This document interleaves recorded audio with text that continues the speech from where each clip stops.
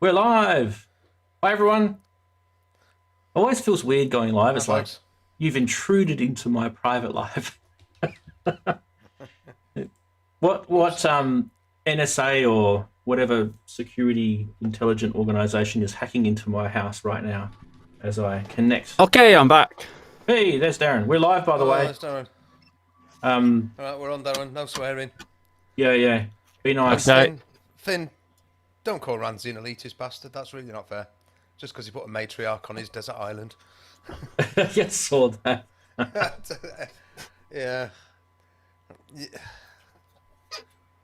I was wondering what to put there and what would make people. Darren, you're a wally. I love it. It's awesome. If we're in, with a lot of people, and it seems to have quite a few people, and you've got to wear a face mask, so. Yeah. Well, that thought did actually occur to me earlier, Darren, whether I should stick one of mine on, but I thought, no, that would just be silly. But at least you've got, what was that? Is that made out of an old pair of boxers or something that were personal? Yeah, it's very G-stringy. You know what though? There's been loads of.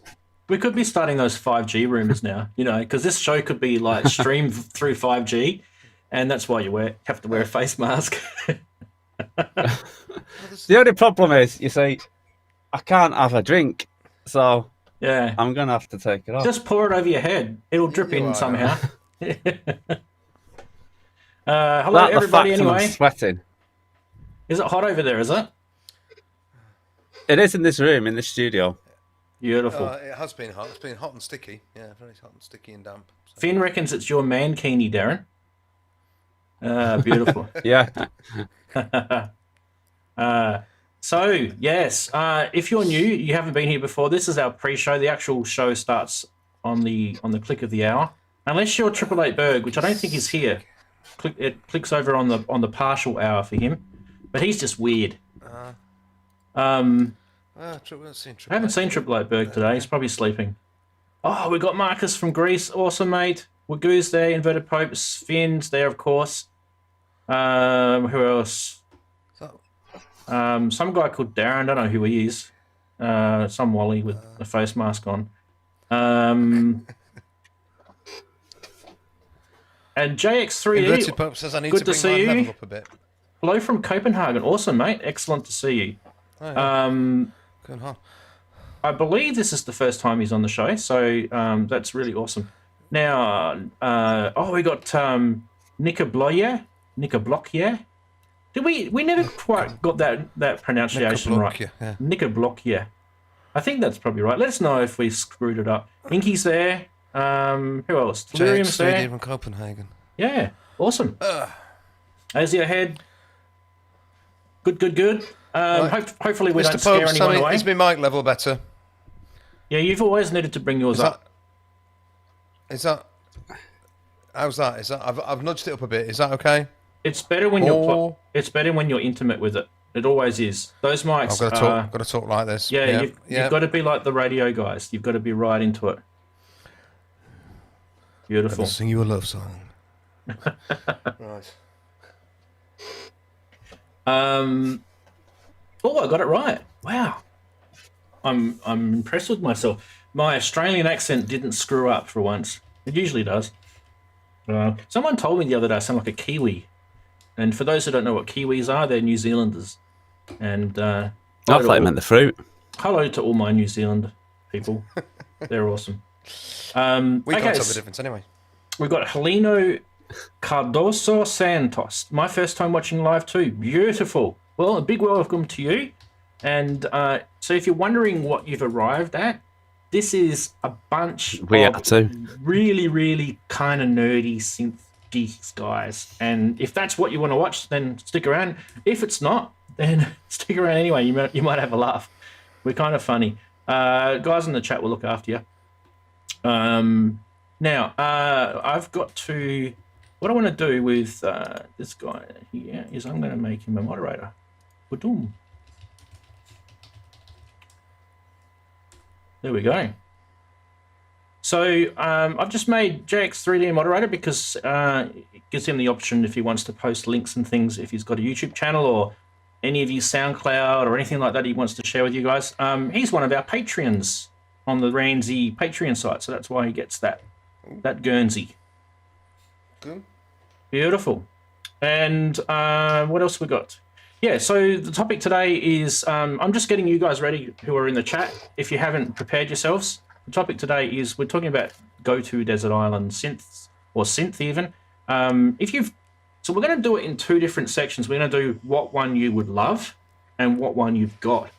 And I think that, because that's kind of two things, isn't it? When a lot of us have probably got these synths that they would love to buy, and they always kind of dream that it might be the go-to desert island synth. But I'm sure most of us have a synth that if you were forced to evacuate everything and just take one synth with you, that's the sort of question we want to go with. So yeah. And I reckon that's, this topic was suggested to me by somebody in one of the socials. I can't remember who it was, a while back now, and I've had it in this list that keeps growing of topics. JX3D will know that list. Anyone who's on my Patreon will get to see all that sort of stuff. Okay, what else? Yes, we had quite a lot of feedback. Sorry about last week being away, but I enjoyed my holiday away. Had a good time? Yes. I know a lot of people were messaging me saying, "Is the show on? Is the show?" It's just, I don't know how many times I have to put the messages out there, but anyway. But yeah, sorry if you rocked up on Saturday last week hoping for a show and you were disappointed. But yeah, unfortunately, some of us do get to take some time off. But I'm back. So, and yeah, and just to show you how committed I was to that holiday, the day we left to go away, I got this message from DHL Courier saying that my Behringer oscillator module was on its way to the front door. And I'm like, we've got the car packed, and I was going to message the family to come and pick the parcel up from the front door, so it wasn't going to sit there for a week. And we were just about to message one of the family members to do it, and the guy knocked on the front door. So I got it just in time before I left. But what was funny about it was I spent the whole holidays like wishing I could listen to this thing, and it was just kind of mocking me. I knew it was sitting on a desk miles away. So you didn't delay departure by 2 hours just so you could play with it for a bit? It was sitting in its box until I got back. Yeah. Sorry, Mrs. Ramsey, we've got to stay for 2 hours while I plug this in. Yeah, she would have I think she would have raged a little bit at that. No, she was pretty good actually. She was helpful with the whole what are we going to do with the parcel suggestion. But yeah, I don't know if it's anyone's ever done that before. They've had like a parcel come up. They tell you, estimated delivery, right? And they told me it was going to be another week. Yep. And I bought this one from the UK. I bought this one from Gear for Music. So it actually came really quick. Like it was only about 2 working days. That's really quick. So they must have chucked that on the next Qantas jet, I think. Well, yeah. So that I don't know if you ever know, but there's a Qantas plane now that flies direct from London to my city, which is Perth, and it only takes 17 hours. It's amazing. Yeah. Faster than the Concords were. Remember the old Concords? Yeah. They were pretty quick. So JX3D was saying the pause last week gave him a chance to catch up on some of the older streams. Yeah. And yeah, I've been putting up all the old streams up on Patreon as well. So we do the main show and we slice that off into an hour-ish, whatever it's going to be, and we chuck that in up on YouTube for people to rewatch. But you don't get to see the full main show. So I've been putting the full main show up for the for the dudes on Patreon. Now, what are we on? We're on stream. Wow, number 74. Darren, can you believe that we've done 74? No, it's flew, hasn't it? 74. Mind, I've not been on the past few, but it has flew. You've been around for most of them, though. You've been one of the first. You're not the first, but you've been one of the first. I think he was a little bit before you. And then I had Yeah, Inky was the one who brought me over. I had a couple of guys before you guys as well on, but yeah, first 10 streams was just me. Imagine that, listening to me for an hour. God help you all. Hey, how would you go with that, Andy? Just listen to me crap on for an hour. Well, you go back and watch them. Actually, I'm sure I did. I'm sure I was there in the first ones, quite early on. I'm pretty sure you were in the chat. Yeah, pretty sure you were. Yeah. Jeez, quite a while. And anyway, Darren, how have you been? We've missed you. We have missed him. Yeah, he's taken his mask off. Yeah, he's risking it all. So. Have you got hand sanitizer on, mate? No, I'm taking it. Yes, I should have gloves on actually. Yeah. But I took my mask off, otherwise I'll pass out. Dear. I was going to say, when you sort of look back, I watched one of my earlier streams just for like 5 minutes recently when I was going through something that I wanted to find out what I said or what we covered. I can't remember what it was for now, but I mean, you go look back and it's like Trainwreck series #1. It's so cringy. But at the same time, you just don't know what you're doing when you're first starting out. And it's actually cool to watch all these new YouTubers who are doing streams now. I noticed quite a few who've been on YouTube for a while, but they haven't done any live streams yet. And it's sort of popping out because obviously there's not... What else can you do when you're stuck in lockdown, eh? You know, it's a good idea. Get out there. I'm all for it. I managed to sneak onto one of the streams last week, the week before, and it was good fun. And if you missed that, that was with Jamie on, what was that? Yeah, that was a good show, Synths. Yeah, I really enjoyed that. Instead of being the host, I was a guest. And it's a completely different feeling, I have to admit. It's nice to kind of sit back a little bit and let someone else take over. So, yeah. You didn't have to worry about which buttons to push all the time. That's it, yeah. Or them failing. Sometimes the MIDI controller just crashes. And I'm like pressing it, and I'm going, and nothing's happening, so I have to go to the mouse and do the equivalent. I was going to ask Darren, did you get any gear while you were away? It's been about 4 weeks or so since we've seen you last. No, I'm gear free and probably will be all this year. Ooh, dearie me. All right, we'll revisit that. Okay. So yes, what we'll do is, so for those who are new, there's a couple of people who have said they're new. In about a minute or two, we'll hit the introduction stinger, which flags the show as being. I'm going to hit the record button now. So it flags the show as being a, main show thing that we'll stamp out. So I'm going to try something different this time. I'm going to record the main show. I've just hit the record button now. And then at the end of the stream, instead of me slicing and dicing and using the edit feature of YouTube, I'm actually just going to upload what I've recorded here, and it should be quicker. And that way, this full show, which will go for however long, over an hour, including the pre-show, it'll keep all the chat transcript, and that's actually something that's kind of been disappearing, which is annoying. So I wanted to kind of preserve that chat transcript. Now, I've asked YouTube about it, but they just don't answer you. They just don't care. They only care if you've got a billion subscribers. Looking back. Yeah, they're only into the big channels. Sorry, Andy, go for it. I was going to say, I've noticed that some of them, they're there and they've got the chat, and then some of them are there and they haven't got the chat, and it does make a difference when you're watching back, because it is nice to see the comments scrolling through, because when you're talking on this, you don't always get a chance to see everything that people are putting up. So if you can maintain it, that'd be great. All right, let's give it a whirl. I'm going to hit this button here, and we shall give it a whirl.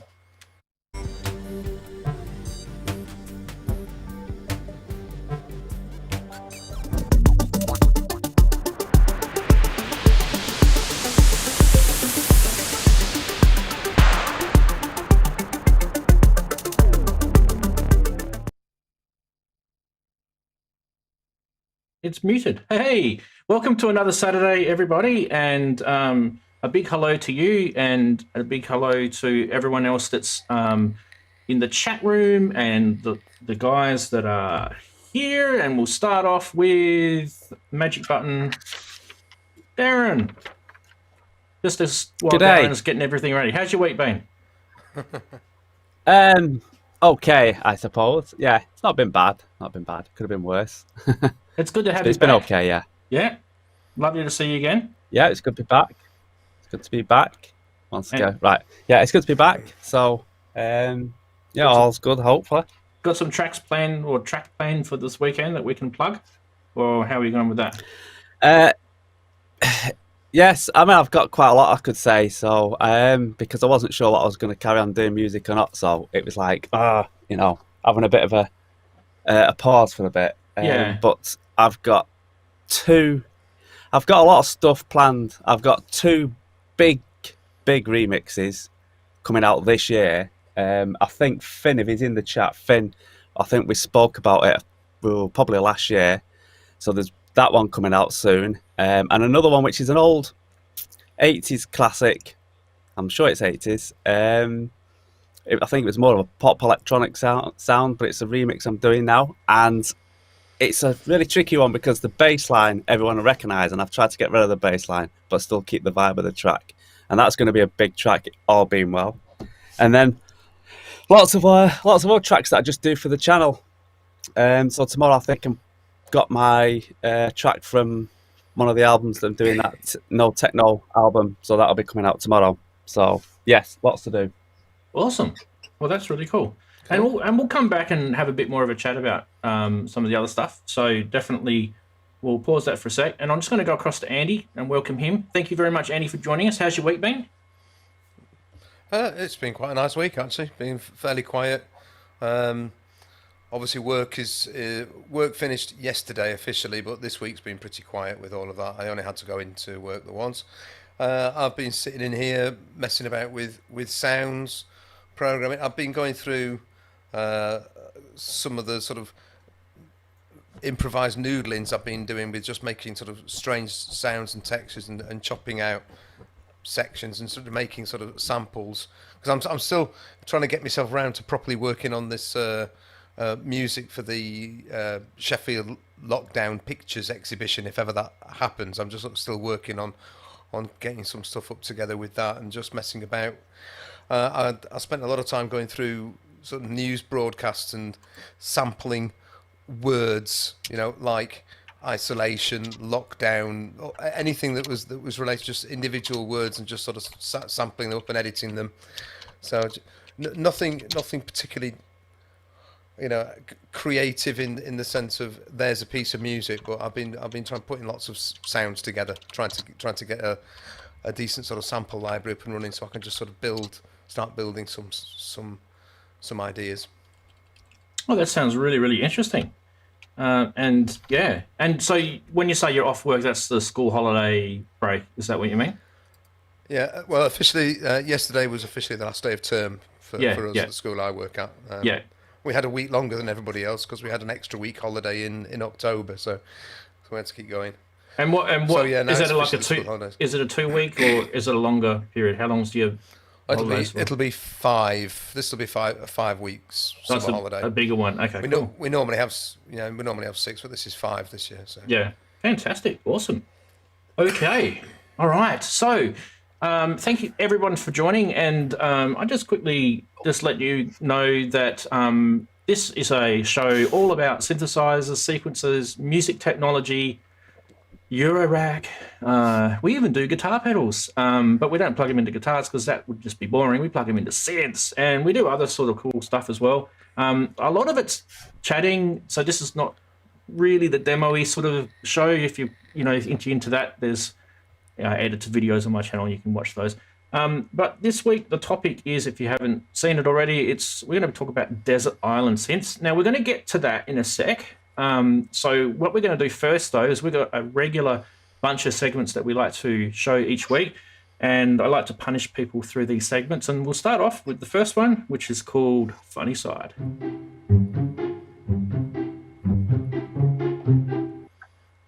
And yes, you have reached the end of the internet where apparently stranger things can happen, and this is one of the strange things. How's that one for you, Andy? You brought that one in. you want to introduce this one? I made that quite a while ago, actually, when I first got onto Facebook. It was the first idea that popped into my head, and I was, it just sort of sums that machine up, really. So I was really just being very silly. Do we have Robbie in the house? He loves his DX7s. Oh yeah, yeah. I kind of share a bit of Robbie, and I share a bit of your pain as well. So I've visited both sides of the devil, if you want to call it that. All right, moving on. That's a good one anyway. I like that one. It's good. It's DX7 with a meth addiction. Anyway, let's move on. We have got some 808 jokes now. So, yeah, or 909 jokes, I should say. Wonder what they sampled there. Do you reckon they sampled the snare? Or maybe they might have sampled his mustache. I don't know. Definitely interesting, that one. We'll keep going. I can't remember if I've shown this one or not, because it sat in my folder. Your call is very important to us, so please enjoy this 40-minute flute solo. Yeah, and normally, have you ever noticed the flute solo isn't a real flute, it's a synth? It's like general MIDI flute solo. Someone's got one of those old telephone systems that plays general MIDI files. You've got to be my age to get that one. And last but not least, yes, apparently this is the model samples from 2003. Oh, that's a bit mean. I've got one of these. I actually like my my ES Mark II. I think it's really cool. The only thing I don't like about it though is it's got that weird memory card in it. I think I've shown that before on the show. Yeah, guys, how did we go? Darren, did you like those? It brings you back to memories, mate. Yes. Seeing the memes. What was your favourite? Yeah, the DX7, because I have one sort of up there, the Kimmy's Castle, but mine don't have all the keys on it, so it's a lot better to play and use. Well, that one didn't have very many keys on it either, did it? Exactly, it was getting towards that stage, wasn't it? Keyless. You could squeeze it into a Eurorack somehow. Andy, what did you think, mate? Oh, I thought the picture of the guy in his drum kit and that massive bass drum, thought that was funny. Well, the one about the flute solo, I've been on hold quite a lot recently whilst dealing with car insurance companies and this, that, and the other. And the last one, I had Pachelbel's Canon in D for 40 minutes. Oh, by which time I was just about to. I mean, it's a beautiful piece of music, but I don't need it for 40 whole minutes. Yeah, no one needs Pachelbel for 40 minutes. Oh my god, I remember that. I think, was it Microsoft that brought that out? I think as you actually got Windows and it had the MIDI file loaded. I'm pretty sure it was Windows that it came with. Someone will correct me. Someone who's old like me will correct me. Anyway, what else have we got? Okay, next segment I think is news, so let's get stuck into that. Got a bit of news.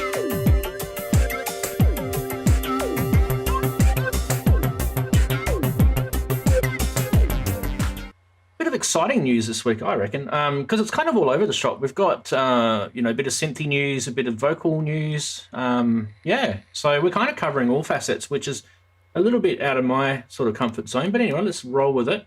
Guitar pedal first. We're going to start with this one, which is the Electro Harmonix, and I kind of started getting into loopers a little bit with obviously having the NPC and that, but there's a guy that you guys know that I talk regularly on the show, and his name's Andrew. He's from Australia. He's one of the MIDI guys. We've been talking about MIDI loopers, and there's also Dazza, who's also another Australian who absolutely loves using his Boss or Roland. What do you call it?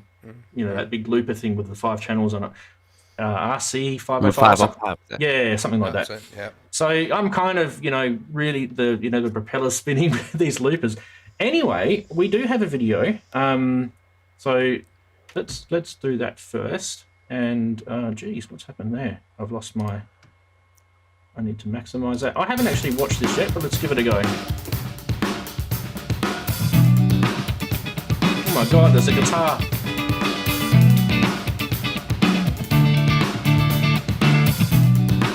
There he goes.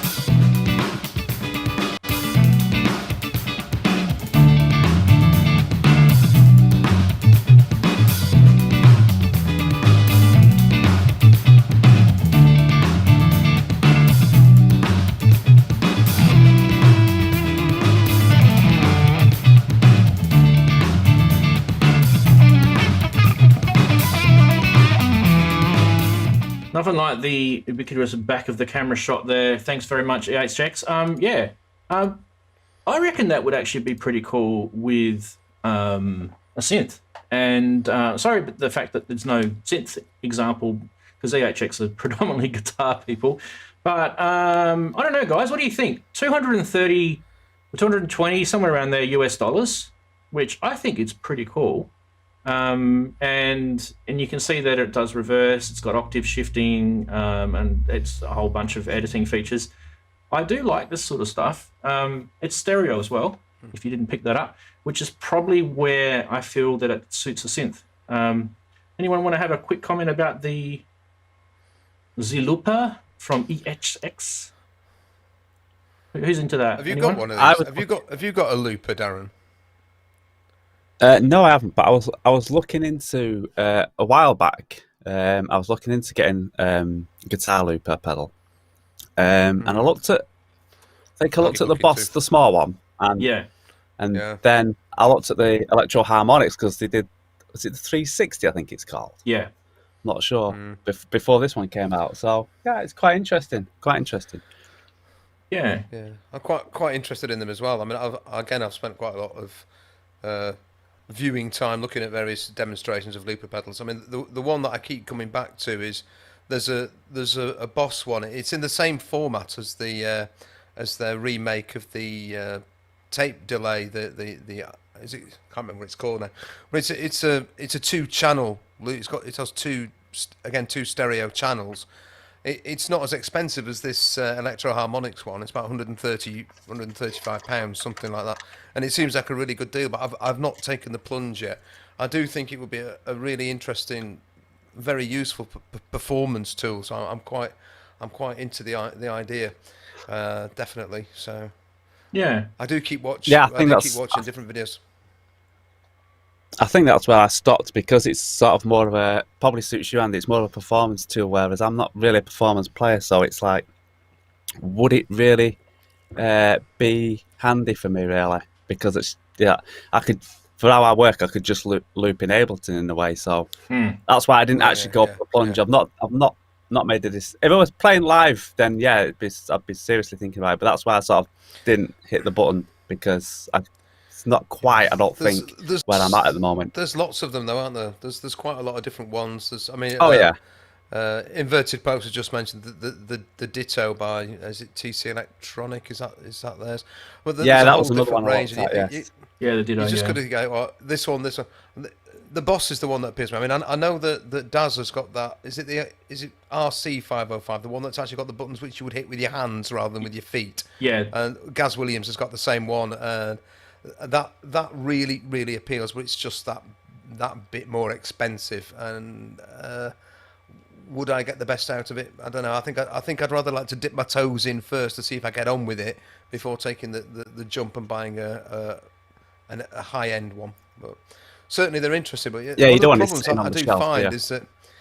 Yeah, is that a lot of the demonstrations like we've just seen, it's always guys on guitars doing what we've just seen, which is, I think, probably just about the least interesting way of demonstrating one of these pedals. There are some great people out there. I mean, we've seen, everybody from, Jamie Little and Beardy Man and all these people who use loopers to such great effect, and then you get these Jamie's guys good. just, strumming away through with their guitar, which is nothing wrong with that. I mean, there's been loads of people who've used them so well. I mean, Ed Sheeran is just is a great example. He's built a career on using it. It's absolutely fabulous. Yep. What was I've forgotten the name now. But she appeared on Jules Holland's program, sort of launched her career. Can anybody remember who I'm talking about? It's off the tip of my tongue, but I've got the memory blank. You put me on the spot. I can't. Yeah, I can't. We'll come back to it anyway. So they are really interesting, creative things. So, but anyway, we were talking about just so you guys know, no one's paying us to show these products, and I do like Electro Harmonix products. They actually build them really well. Yeah. So you guys would have seen me showing the the Memory Boy Deluxe. What else did I have? Some other what was it? The Phaser pedal, Small Stone Nano. And those pedals are built so well. They're really, really well built. So anyway, check that out. For me, I'm kind of more The reason why I like the looper stuff, I'm kind of getting into it with my Magneto by Strymon, because that's like a tape delay sort of looping sort of thing. It does have looping in it, which is actually really cool. There's an echo feature and a loop feature in that. And even I'm just pointing to the module because it's right there. Even the Scooper by Roland, the Ira Scooper, is actually a looper pedal with glitch effects on it too. So I love this stuff. So this is why I'm showing it. Anyway, let's move on to the next one, because we have to. This is by Zoom. This is their new vocal processor called the V3. Now, I think this is a really, really clever product, and I definitely think it's aimed at competing with TC Helicon and all their products. Now, if you do know Zooms have a product already out there called the V6, and if you know about it, you'll know it's a vocal processor as well. This one's a little bit different. It's like a little portable compact version, and it features multi algorithms as processors for vocals. It can be attached to a mic stand, which is one of the sort of benefits of it. I'll show you. I've got a little video on this. What I was going to tell you, 16 effects. It's got a whole bunch of connectivity, including phantom power for your XLR mic, stereo input, and also stereo to 1/4 inch jack analog outputs. Plus, you can also use it as a audio interface, and it's not the greatest, but it's 44.1K 32-bit. That's not too bad. Anyway, let's have a look at the video. And if I press this magic button here, hopefully we get a video. Yes, we do. It is the right video. Good.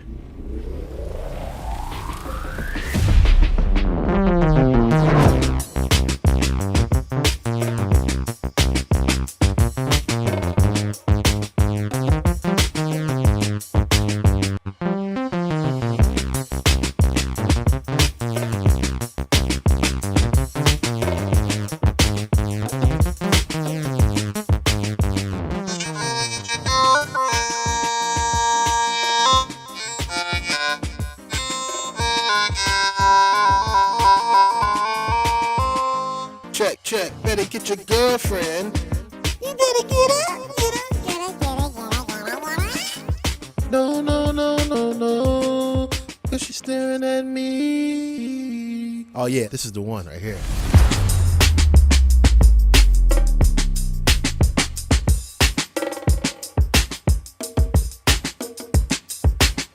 Said you better get your girlfriend,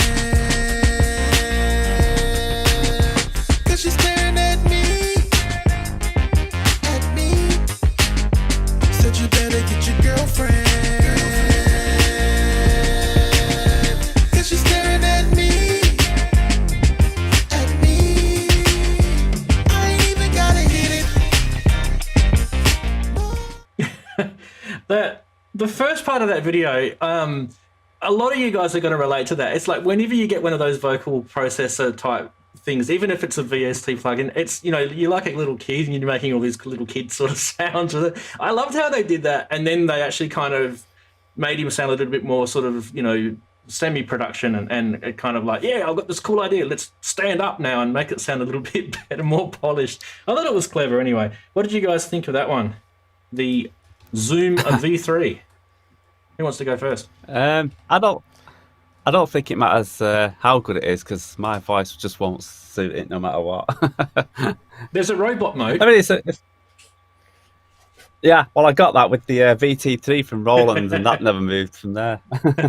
Fair enough. It's. Yeah, I think if you're a vocalist, I think you'll be all right. Sorry, Darren. You go. No, I was just saying. I think if you're a vocalist and you like doing it, I think it'll come in handy. And it's, to be honest, actually, I probably would try putting some synths through it. Yeah. Not my voice. Yeah. It could be interesting. Andy. I noticed that Asio had mentioned Share. I heard, I believe by Share on the radio the other day for the first time in ages. And it came out. I think it came out in 1999, and that effect, that sort of glitched vocal effect, which was sort of.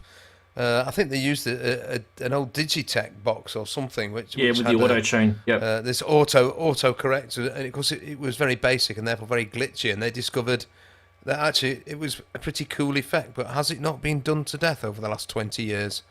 Really? I mean, is it not time to start moving away from that?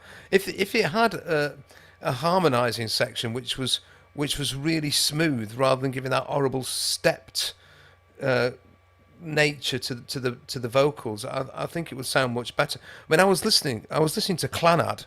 One of my fave, sort of my guilty pleasures, is listening to Clannad, particularly those great big mass vocal tracks that they do, like Harry's Game and Cash Lanor, and the harmonies there. Now it's covered, absolutely covered. It's obviously a stack load of Eventides when they were done back in the 1980s. These tracks, but they sound absolutely lush, really, really wonderful. Even to this day, they just sound fantastic. But if you had a little box that could turn an average singer like me into Clannad, I'd be there. They'd have my money. There's my money. Just turn me into Clannad. That'd be brilliant. But I don't believe that anyone's ever managed it. You know. We should rename the show. Turn me into Clannad. That's a good one. Well, anyway. I had turned me into Tangerine Dream for the Beat Step Pro, didn't I? And that didn't work. But it turned me into Clannad with a vocal processor. That would be tops. It does have the harmonizer or harmony thing, and it's got a whole bunch of other effects on there as well. Some of them are definitely cheesy. I agree with everyone in the chat. But look, it's worth checking out. Look, it's not as action packed. Look, this thing's only €254.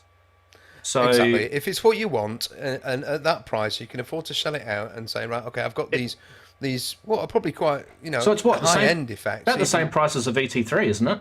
VT4. No, I think they're called now. So it's about the same price as a VT4. Someone will correct me if I'm wrong, but it's definitely cheaper than the TC Helicon products. So you got to weigh it up. If maybe not the best video, but look, it made me laugh, and I thought I've got to show this. So he was funny, wasn't he? It was funny. He looked like the sort of bloke you wouldn't want to mess with, though, didn't he? Yeah. Even though he had a sweet voice. I was hoping he was going to sting Dreadlock Holiday, saying he doesn't like cricket or something. But anyway, let's keep moving on. This is the news from Akai, and yes, if you actually keep getting ear bashed by me about how cool the MPC is, well, maybe this might be a free way of you maybe checking out. I don't know, if you're into software, you may or may not like it. You might be a hardware guy. But anyway, this is a bit of free software that's come out from Akai. It's called the MPC Beats. Now, I believe they showed this earlier this week on Sonic State. So I do apologize if I'm showing it again, but I thought it was pretty cool, and it kind of is definitely worthy of showing Andy again, because I like Andy, he's cool. We're not going to play 16 minutes, that's for sure.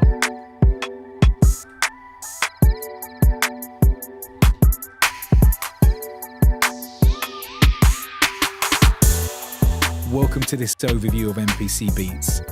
MPC Beats is a new music production software that's absolutely free, giving you the feel and groove of the MPC workflow. If you're a new music producer or beat maker starting out your musical journey, then MPC Beats will give you all the tools you need.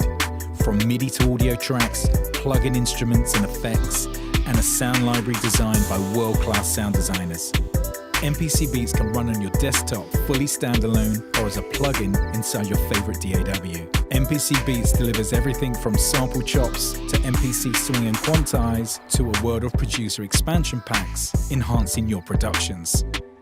All right, thanks, Akai. But I guess the kind of cool thing about this, and if I can try and get the right graphic, is you can sit on your outdoor furniture. No, the cool thing about this is that it comes with free sound packs. It includes all of that sample chopping and stuff. It can be used as a VST inside your DAW as well, so you kind of can work inside. But that so's the MPC 2.0 software as well. But I think it's quite clever what Akai are doing here, guys. And I think strategic would probably be a good word for this, because if you're trying out the whole MPC world, this could then sort of be a stepping stone for you to go, yeah, look, I like the way this is heading, but I need more, or I need more features. And then you could probably sort of look at their MPC 2.0 software, or you could even go into their hardware, looking at the Force or the MPC Live or the MPC X even, or even the MPC One. So I think it's very clever, and the fact that they've included some free, sort of sound packs in there is good. You can buy more as well, so there's some money making. Anyway, guys, what do you guys think about maybe downloading that and trying it out and sort of getting to see how you feel with the MPC world? I'm going to start with you, Darren, because I'm always harping about NPCs for you. It's free, so why not? Whether you've, like I say, it's anything that's free and it's going to get you into that, yeah, definitely. It's a no-brainer, really, isn't it? And if you don't like it, you've not paid anything for it. But if you do like it, like you say, you can move on through and then probably drift into the hardware as well. So I think, yeah, a good way of doing things. I think more places should do that. If you set you off free, it's going to get you hooked into that that environment that they're trying to sell, and you either go with it or you don't. But you're not wasting any money that way. It's kind of like Ableton Lite, isn't it? Ableton Live Lite. Yeah. In a way. Yeah. It's best. I think that's the best way to get you into it, and you can make your own mind up, and you've not spent money, which makes you feel like you should be liking the product because you've spent money on it. Yeah. Awesome. And Andy, what about you? Would you download this, do you reckon, or? Well, given my interest in going down this particular path with MPC hardware, maybe it's a bit of a no-brainer. I only have my only question is whether the computer that's sitting in front of me now is powerful enough to run it effectively, and the only way to find that out is to actually download it and try. So, and as Darren said, if it doesn't cost anything, why not? So Exactly. when this is done, when we're done and dusted here, I shall probably nip onto Akai's website and see if I can get it and make it work. See what happens. It might be the gateway drug. It might be. I'm going to put a link for you guys to do that in the description. Once the video is finished, I'll quickly re-edit, and you'll be able to just click on that. Okay, moving on. Guys in chat too, let us know your opinions about that idea. I think that's the last one. I think is worth talking about. Look, I don't normally like to sort of bash along with the Behringer sort of gravy train that they like to talk about, but I thought this one's worthy. Only mainly because they're using a guy from AMS Synths, who's a decent fella from the UK. He makes really, really good ARP modules already. So they're partnering with him, and this is probably making this possible for Behringer. I don't reckon it would be otherwise, because his knowledge is very, very good. Now, what's so good about this is, I don't know if you guys remember, but I showed how much an ARP 2500 was on the the price watch not that long ago. It was incredibly expensive.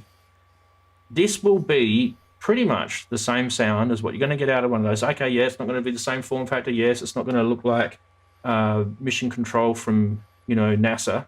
But if you're just making music and you want that 2500 sound, if you want that Jean-Michel Jarre early days type stuff, this is going to be it. I'm just interested to know everyone's opinion about this. Now, while we've got this one up, I thought we could throw a little bit of controversy into the wind while we're at it.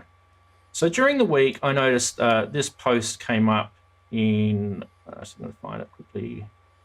Now, what I hate is I can't find the downloads button on my computer when I need it in a hurry. There we go.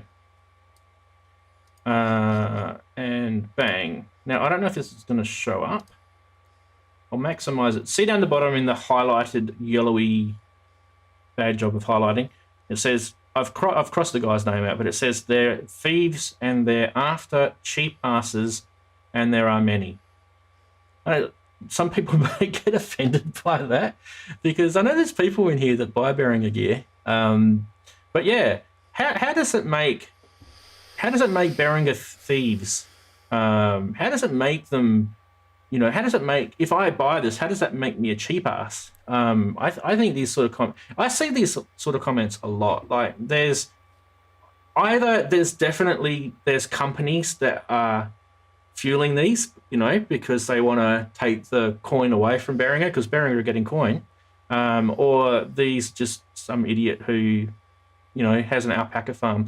Sorry to all the alpaca farmers out there, but you know what I mean? Like, that sort of crazy sortness. What do you guys think? Who wants to have a comment about that? I think they're onto a winner again. Absolutely onto a winner. If they can actually get that to market, I think they'll do very well out of it. And the ARP 2500 has not been available to buy by anybody for such a long time that actually it really is, it's public domain. I mean, ARP are definitely no more. They're not treading on anybody's toes with this. And I think, nobody's forcing anybody to buy Behringer products. You buy them because they suit you at the time, they suit your price point. We know that they're built to a budget. Everybody that's bought any Behringer stuff knows that they're buying gear that's built to a budget. But those of us that have got some, we know that it's built well. When I pointed to my Pro One up here, Ramsey, you've got a whole rack full of stuff. We know that it's built well, and I can't understand why people constantly badmouth Behringer for doing it. You can badmouth them for making a load of crap mixing desks. That's fine because they did, but the synth stuff that they've produced has been extremely good, and I think we do them a disservice. Other manufacturers could have jumped in and produced stuff that people have been harping on about. We want this. We know people want the old vintage gear. I know it's not moving things on. I know it's hardly going to be revolutionary in the world of synthesis. But some of us who still dwell in the past somewhat will look at this and go, "Oh yeah, that is just great." They've done it with the System 100M. They're doing it with the System 55 for Moog, and now they're doing it with the ARP 2500. Bloody genius in my view. Get on with it and let me have some. Yeah. There's a System 100M there. In all its glory. It looks beautiful. There you go. It looks absolutely stunning. And whenever you demonstrate it, Ramsey, it sounds great too. What more could you want? Looks good, sounds good, doesn't cost the earth. And they deserve to sell shed loads of them. And even floating modules like that. No, just... You need some more Nurleys. No, I'm taking it out because I'm tuning it at the moment. Darren, did you want to... That was well said, Andy, by the way. Darren, did you want to make a comment? Well, I think Andy said it all really, except for leave the alpaca farmers out of it because that's what I was going to do instead of music. I knew I'd step my feet in it. There we go. I'm always good at stepping my feet in things. Beautiful. Nothing wrong with alpaca farmers. I saw some on the holiday last week, and I actually fed a couple. The farmers or the alpacas? No, I fed the alpacas. They like carrots for some reason. I never knew that. I thought they would have eaten wheat or, I don't know, grass or something. But anyway, they like carrots. There you go. If you're ever wondering what to do with your carrot scraps, go find an alpaca farm. And you've heard this first. No. Let's keep going. Dear me. We have got another segment to go Said through. It goes all over the place.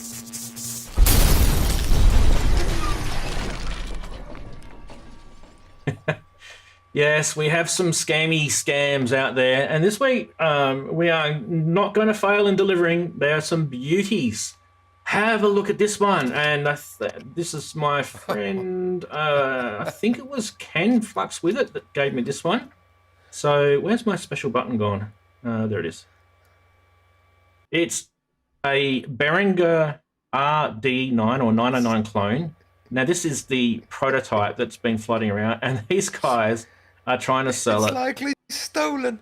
And it's likely stolen or someone's been naughty trying to offload. Probably doesn't even work.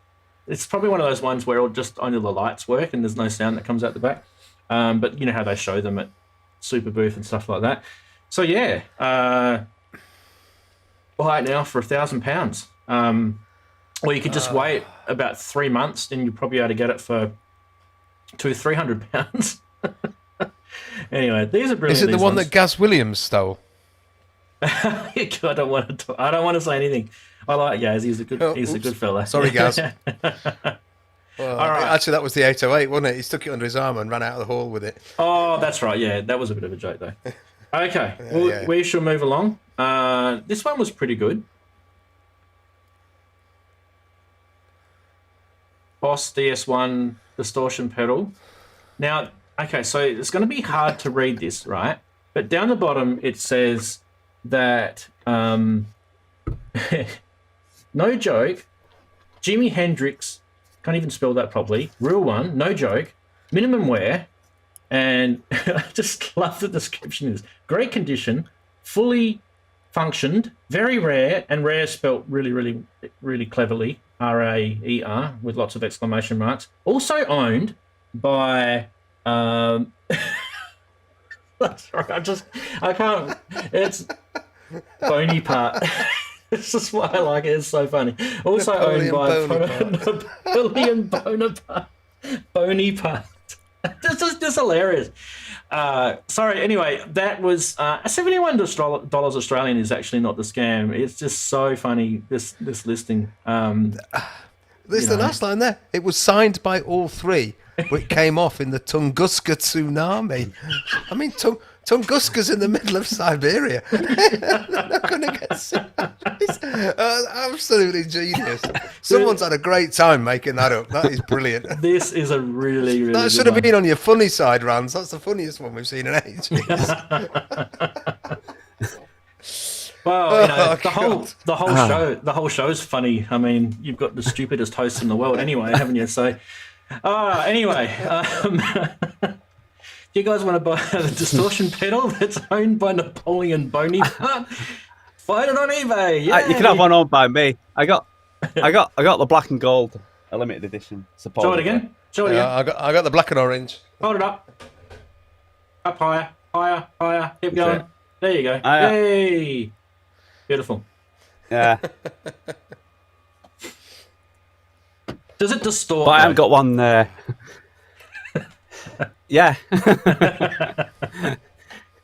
I was in the shop one day. It's a stupid thing. That's why I asked that.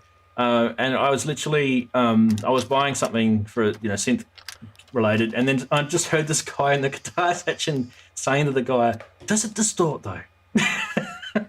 And this guy's looking at him going, "What?" It was hilarious. We had a little laugh after he left. Anyway, we won't bash the guitarists. They're a funny group. All right, we have reached the coolest part of the show, and that's where we're going to go. No, see it? No, just joking. This is the bit where we talk about desert island synths, and I don't know. I like the idea as a topic. So, what should we do? Should we ask the chatties who are watching down below? You can see yourselves. In fact, I can press this button here. There we go. Don't worry about that thing down the bottom. It's an old one. So yes, tell us. There's two answers you can give us, or you can just give us one or two. First question is, what would be your desert island synth? And the second question is, which is maybe the same answer to the first, but it may not be. Out of the synths that you have right now, what would be, if you were forced to leave your house and you could only take one synth with you, what would that be? That would technically be a desert island synth, right? So there's your question. Flood the chat with it. Don't forget to flag my name. Just do the @Ranzy thing in the YouTube chat and it will come up. Right. Now, Darren and Andy, do you guys want to have a crack at doing this first, or do you want me to go first? Who's ready? Ooh. Yeah. Darren, are you ready? Because you've got a lot more synths. Oh, thank you. All right, Andy's going. Go. I've got more synths than you. I haven't, Darren. No, Randy's Desert got more Islands. synths. Oh, you want me to go? Oh, Rans, right. Well, Yeah, that's what. Okay, all right. So, unless Andy wants to go first. No, I'll go first. Andy can have a think for a second. Sorry, Andy. Okay, mine. thinking time required. Yeah. Yeah. Pro one. No, just joking. No, mine will probably be. Oh, you've just blown it. Yeah, I've just blown it, Andy. Mine will probably be the Roland System 8 at the moment. The one that I've got in possession that I actually, if I was to sort of throw everything out. Now, isn't that funny? It's a digital synth. But the reason why I would take that one is because I actually feel that it's got a lot of sonic capabilities in it. So I wouldn't get bored quickly with it. I've got FM, I've got subtractive synth, I can emulate Jupiters and Junos, and I've even got the JX3P plug out loaded in there. And it's also got its own System 8 engine as well. Plus, I can do things like have an FM oscillator and run it through a Jupiter filter. So for me, like, it's about being able to sort of create sounds and not get bored easily. It has patch memory. It's digital. It's light. It's not going to, weigh me down if I have to carry it through long distances. But anyway, yeah, so that's mine. Okay, Andy, you're next. Go. Okay, so we've got two categories. The synth that you would like to have with you on a desert island. For me, it would have to be something that can do everything. Somebody in the chat's already mentioned something like the Korg Kronos. That sort of thing would be ideal, or a highly spec groove box. So oddly enough, something like the MPCs that we're talking about, that would be what you'd need. Something that you can actually sit and use and make full tracks out of. So something like that. So for me, from my point of view in here, if I was taking one thing out of here, little Electribe synth, if I could grab the sampler as well at the same time, I'd grab the two, and that would give me a little system that I could use. Yeah, I think that they would go. Okay. In terms of what I would rescue from in here, I think of all the stuff that I would rescue, it's probably the Novation Supernova to my right here. That because I've got quite a long-standing relationship with this machine. It's as frustrating as anything that I've ever owned, but I still love it. You might be surprised and say that, no, I'd leave the bloody Pro 1 over there to melt in case of fire. And I know I could probably pick up another bit. But no, I think the Supernova would be my thing of rescue, or my W30, which is propped up down the hallway. They would be my rescue synths. But yeah, I think in terms of an ideal desert island synth, a pretty highly spec'd. Oh, we've got to use Gaz Williams' new word, haven't we? We've got to use them infinity machines from now on. So an infinity machine rather than a groove box. I mean, because I think that would be mine. Fair enough. Okay. All right. So we went with the Electribe, and then we went with the Supernova. So, Mike. In summary, yeah. Yeah. Okay. Beautiful. Darren, let's give you a go. Mine would be tricky, actually. If it was to take one from in the studio, would probably. I know it's going to sound. Could I take the modular? Yes. I'll take the modular if I have a recorder with it. Yeah, it's a bit heavy though. I could take I'll take the modular with a recorder. I think closely followed by the Juno. And if it was something that I haven't got yet, I would probably think either a Hydrasynth or the Waldorf Iridium. Iridium, yeah. So the Hydrasynth is getting. So that actually surprised me. So we'll finish with Darren's answers first. So the Eurorack was a great answer, I think, because you're kind of you're giving yourself a lot of flexibility as long as you've got the modules there to keep you busy. You don't want to be stuck and with the patch cables. Yeah, you don't want to be stuck with just a nifty case and no patch cables. Yeah, that'd kind of suck. And I do think the Hydrasynth is a good option. Surprised you didn't say the Juno, but anyway, that's fine. Well, I wanted to, but the problem is with the Juno, I'm a bit like Andy. I need to make more. You know what I mean? I'd need to create more rather than just have a synth. Because you're taking the System 8, so you can, it's multi-trimble. You can sequence stuff as well on there. Yep. The Juno would be great. I love. Pretty crappy sequencer, but it's still there. But the Juno would be great. But I'd be after a while, you're gonna want more. Yes. Right. Okay. Now, okay, we've got heaps of people making comments in chat, so let's get through some of these. Okay, we'll go back a little way. So where did we kind of start? We started with. It'd be interesting to see some of the suggestions. Nord Modular, so as your head says, he owns it because you can build loads of synths with it. A good suggestion. Definitely a good suggestion. Need a computer to go with it, though. Nick is saying DeepMind 12. Okay, good suggestion. DeepMind 12 is a nice synth, yeah, and it's got a lot of effects in it. So probably one of the strong points is the effects engine, and the modulation matrix in there is pretty cool. JX3D is saying a Hydra synth, so there's your first Hydra synth. There's a couple more that have mentioned it as well. Finn is saying if none is no object, then it has to be multi-timbral. So let's see what he said a bit later. Kronos is too big. OP1 from Howard. You can get a 5-octave Kronos. Yeah, you could. ACO said if I asked Ty Unwin's question, his head would explode. No, he would just be sad, wouldn't he? It'd be like telling the kid that you can't go in the candy store. Wagoo said, "I'll have a Yamaha GX1 if there's electricity." Yeah, just assume so everyone assume you can record and assume there's electricity, right? So don't worry about that sort of stuff. This is just about something that makes your sounds. Yeah, that's a good one. GX1. Probably a Quantum. Who's going to carry it for him?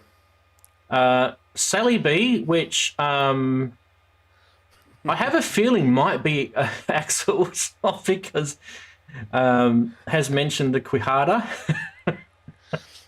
So I don't know if we've got an Axel Soft in disguise there or not. Yes, whoever that is. Steve Elbows has said Quantum. Hydrosynth again from Finn. Yeah, Hydrosynth is a good one. Iridium's good as well. That's kind of like Quantum. So yeah, it looks like a lot of people are kind of along the same lines, and it's a good discussion. But I think the whole point of this is to try and get you to think, okay, look, what have I got here in my studio? If I was to really force myself to make music, forget about the desert island. Let's just say, right, you will make a track next week, and you can only use one synth to make that track. What would you use? What would be the first one you'd go to? And it's kind of the same question. So what this is doing is MC303. This is getting you guys to think a little bit about trying to get to know your gear. Yeah, MC303, awesome. Yeah. No, just stick it in the freezer again.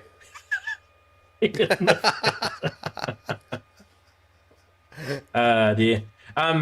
Well, yeah, daft boy. We talked about alpaca farms before. If you had no electricity, you could get them to generate some with their poop. Anyway. Methane madness. Methane madness.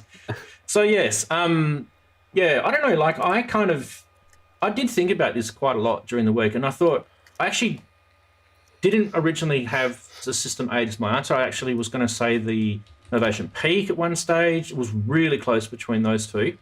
And I also thought about Modular 2, Darren, as well. I thought, yeah. But what stopped me with Modular was I don't have enough Modular yet. Yeah, but you can never have enough Modular. No, it's the problem with it. But, it doesn't matter. I won't lie, though. I just see what Sally B's just put in there. Yes. I think that's an admission. This, believe it or not, even though this is a mono synth, it's got two oscillators. You can make it probably, paraphonic if you wanted to. There's a lot of sonic capabilities with 1, 2, 3, 4. Duophonic, though, couldn't you? Yeah. You could make that duo-timbral. So. Yep. Paraphonic, yeah. Yeah. So, very, very cool. I mean, just with that, the fact that this has got sample and hold, it's got ring mod, it's got 2 LFOs, it's got 2 envelope generators, 2 VCOs, 2 filters, 2 oscillators. You could stay on a desert island for a good couple of weeks without getting too bored with that, I think. So... You would need some effects, though. Well, technically, you've got effects. This is a good question, okay? So... Darren said you'd need effects, and Rand said you don't. So what effects does this have already without having to go out and get anything else to bring into it? What has this got already? Well, I was going to ask you, Randy, if you were going to get the actual effects module that's going to that comes with it? Because there is one that's got Yeah, they haven't made it yet. phase, Yeah. phase, and bucket brigade. Is it not out yet? No, Or they is haven't not made it yet. available? I've got the Roland version of it, the System 500. Sorry, Yeah. I'm pointing, and you guys can't see me pointing. It's right there, and it's called a 572. So the Behringer one will be called the 172, and it's got a phase delay, LFO, and a gate delay in it, and it'll probably be pretty much the same. But okay, so let me just bring you back to that shot again. So guys in chat, tell me what you think of that System 100M. What effects does that already have in it? I can tell you it's got at least, I'd say at least 4 effects in there. At least 4. And there's probably more that I'm not even thinking of. Let's see if anyone can come up with that. So don't forget to flag my name if you want me to sing out your answer. Darren, have you had a think? Sorry, I was just reading the chat. Have you got retrigged envelopes on it? Do they repeat? Yes. Repeating I think envelopes? I'm sure I've seen that. Okay, so you'd need one more module to do it, and I'll show you which one it is. It's the quad gate. Well, technically, you could probably use an LFO to retrigger an envelope as well. So this would be better though, because this has got the active high and active low set up with the gate, so you can actually get your envelope to retrig using the active high and active low. And if you're actually interested in seeing that, there's a video coming out on my channel in a few days that will show you how I do that with the envelope generator module, which is the 1401 here. But anyway, getting back to the question, what effects are on there already? Because Darren said I needed effects. So, ring mod, yes, Finn is correct. Inverted popes is also correct. That's the first one. What else? Wonder if anyone's going to get the most obvious one. Wonder if anyone's going to get that. Most obvious one. Yep, the most obvious effect that's on there. Come on, guys, you're all synth people. You should know. I'm just going to leave that shot up so you can have a study. Nice and clear. Look, it's live. Envelopes. Would you like me to move things about? I've got me chat in the way of that. Half of that. Adamski's got a. Adamski's got a. Hold. Adamski's got a cross mod. Modulation. Yep, sync. Oscillator sync. I don't think of that as an effect. I don't think of that as an effect. I think of that as an integral part of the synthesis path. It's an effect. I was looking for sort of like bucket brigade delays. You know think what? That's an effect? You know why it's an effect? Because you can use it. Because you can use the oscillator sync with not just the oscillator. You can use it with the filter. You can use it with the VCA. You can even use it with your envelope, as long as it's got those other CV inputs in it. I see. Yeah. Yeah. Okay, let me be more precise, shall we? Yeah. Darren?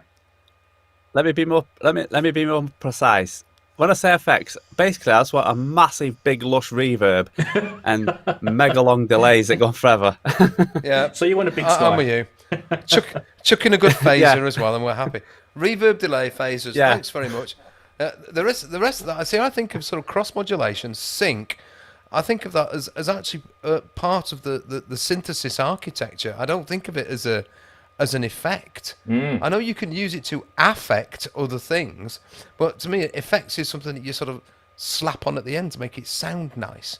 If you know what I mean. Yeah. Sorry, I actually. Maybe had I'm I think that's a. Sorry, I had you on. No, I think Darren that's when where you it were was talking going. there, Andy.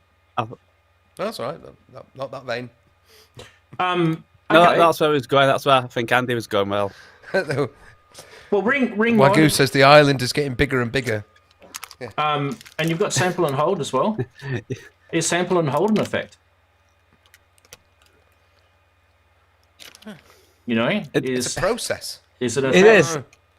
is. Is Yeah, It's I a mean- process. is using amplitude modulation on your filter or on your envelopes, is that an effect? Is Well, a cut-off's an effect as well, isn't it? So I mean, it depends so- on where you're going. so in those filters there's no drive, right? There's no overdrive, but you can, using a VCA, Do I overdrive the see. filters, right? So there's But an you've got res and you've got cut-off, which are effects anyway. So if you're going that way, I think we was more on the sort of after your synthesizer at the end of your I knew what you synthesizer meant. effects on the Yeah. back of that. I knew what you meant, but I was just being nerdy. So don't forget, you can overdrive your filter using a VCA, and you know, and if you don't have a VCA, you can't overdrive your filter. Well, maybe not. Think about another way of doing that. You could. So You were leading us up the garden You path could there, just Ramsey. stick yeah. on Hey, look, Adamski said distortion. Adamski said tremolo. You could. maybe a red one, an orange LFO. one. An LFO makes tremolo. So there you go. Look, there's plenty. That's what I'm saying. That if you had even just that, I'm not trying to sell the Behringer modules here, by the way. You could have the Roland System 500 kit as well. Do the same thing. If you just had a very basic analog Eurorack module set up like that, you could spend quite a lot of time with sonic design on that. So you know, even as we went out and we said, okay, I said System 8. Andy, you said your Supernova. Darren, you said like a Hydra synth or something like that. You know, those things are like big monolith type. You probably would never get bored with those either. But I think one of the things that what I'm trying to get everyone to think about is, even if you just grab one bit of your gear that you've got here, get to really know it, because you know that could be. It's actually a good segue to one of the other topics that I was actually asked to do, and we may do it very soon, and that is sound design. Okay, so that could be one of the first precursors to you wanting to go out and do sound design, and that is, you know, strip it back to the basics and just sit in front of one piece of hardware and just see what you can do with it. See what you can do with it that's not written in the manual. See what you can do with it outside the square. Or you could just go to Desert Island with just a Zoom recorder and then club coconuts and stuff together. You could. Well, No you did synth that. needed. You did that recently with your pots and pans, didn't so, you? so no sampling a synth needed then. Yeah, you don't have to buy a synth. Yeah. What are we doing here? Let's just go home. All right. Well, on that note, I think Alpaca farm. Alpaca farm, yeah. So those are not alpacas. I think what we'll do though, and don't go anywhere if you're watching live. We're gonna end the show, but we're not gonna end the live show. We're just gonna end the show for the main show. So we're gonna roll the stinger. Where's it gone? Anyway, say goodbye, everyone, and It's gone to Desert Island. but don't go anywhere because this is just the stinger. Bye, everyone. Take care.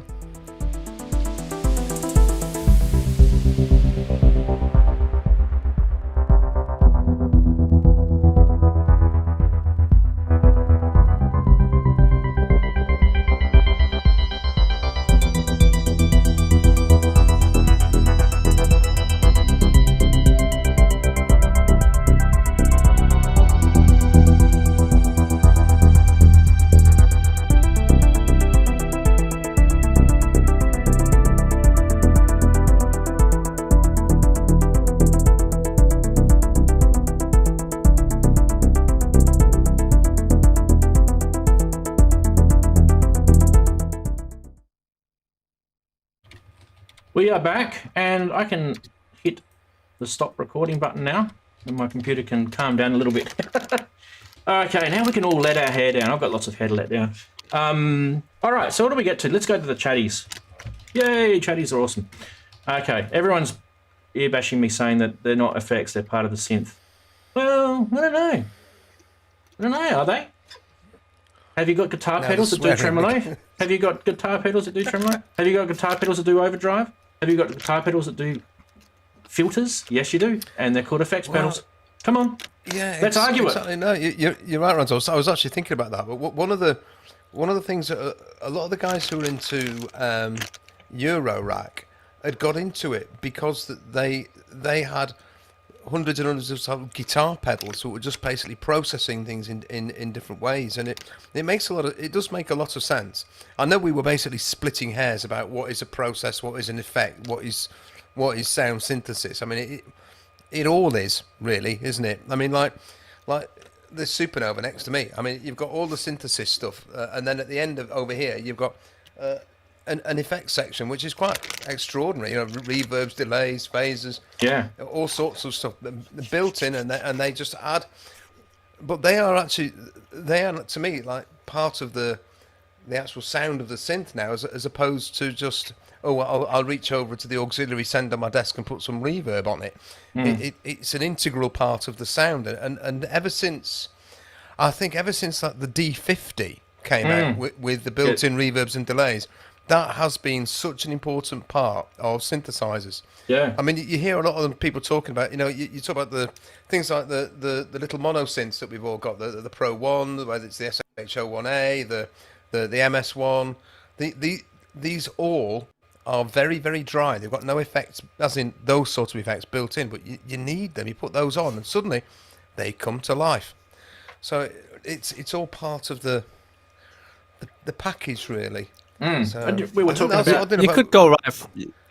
There you go, Darren. You could go right from the beginning. The minute you start oscillating to make a sound, that is an effect, isn't it? From that point on. Yeah, but the way I when you cause a change to it. Yeah, the way I see effects is you've got a source of sound. So the oscillator if the oscillator is not your source of sound, if you're using that to affect a source of sound, then I agree. Then that's an effect. But if your oscillator is your first source of sound, then it's not an effect. It's only an effect once you start modulating or changing the original source of sound. And a perfect example of that, just to get it real basic. I could go even deeper though, because from silence. Yeah. Well, the perfect example of that, let me just say, is if you play an oscillator without any VCAs or anything, all you'll hear is just the constant tone of that oscillator, whatever the last CV pitch gate that it heard, it'll just keep playing at that tone. And the only reason why, synths don't continuously play is because they've got VCAs in them, right? That's what's gating it. And you can see on here, you've got this initial gain knob. If you turn that up, I can't hear it because I haven't got it plugged in, but if you turn, and maybe I can actually, I don't know if this is working or not. No, it's not working.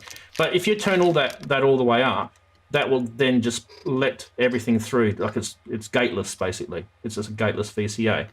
So that's kind of what I was sort of saying, Darren, once even a VCA is technically an effect, isn't it? Because all the component parts of a synthesizer, the things that we understand as the building blocks of a synthesizer today, oscillators, filters, amplifiers, low frequency oscillators, envelope generators, all of these things existed before the idea of the synthesizer. The idea of the synthesizer really became, because they'd got all of these things and they were using them essentially in terms of synthesis. But it was the Bob Moogs, the Don Bucklers, the David Zinovievs, these sort of people who were experimenting with using changes to voltage to control changes to the signals, and it was really once voltage control of these individual component parts had been sort of developed, or that the problem had been overcome. That was when you got something which could essentially synthesize sound in the way that sound changes over time, amplitude, timbre, all of that sort of stuff, and that's basically the synthesizer. So like you were saying, it's that control voltage over the envelope generator, over the amplifier opening and closing, and the voltage control to change the pitch of an oscillator or the cutoff frequency. Yeah, that's the essence of it, and I guess all of these. That's kind of one of the things, Andy. That's kind of one of the reasons why I like the Buchla stuff. That whole, takes the keyboard, takes the whole, piano equation type thing out of the standard sort of tuning modules, everything. I kind of really like that. Yeah, we mentioned this the other day, didn't we? We mentioned it a while ago about that. That's just the keyboard is just our form of control, and it happened to be a convenient one, and it happened to be a good one for marketing. Whereas Buchla took a totally different line, but they still have the devices for sending out different voltages at different levels to various places. There were just these sort of different sort of induction pad things, if that's the right word. Yeah, I was watching a video. I can't remember what they're called. I forget who it was. Because I watch a lot of videos, so I do apologise if it was someone that I know. I was watching a video during the week, and they were talking about analog synths as the difference between analog and digital. Oh, I know what it was. It was. You guys are gonna laugh at this. This was a Sweetwater video from the US, and the guy that does a lot of their demos, I actually like him. He's pretty cool. So he was doing Daniel Fisher. Yeah, he was doing a basic video, just sort of saying, well, what sort of synth do you want? Do you want a digital or analog? And he was kind of explaining what analog was, and some of the definitions made me laugh because I mean it's aimed at beginners, so you don't want to scare them away. But this was one of the things that I liked about it. He was saying that with an analog synth, when you're turning a knob like a filter or even something like pulse width modulation, right? When you're turning that knob, it's fluid all the way through from the start to the finish.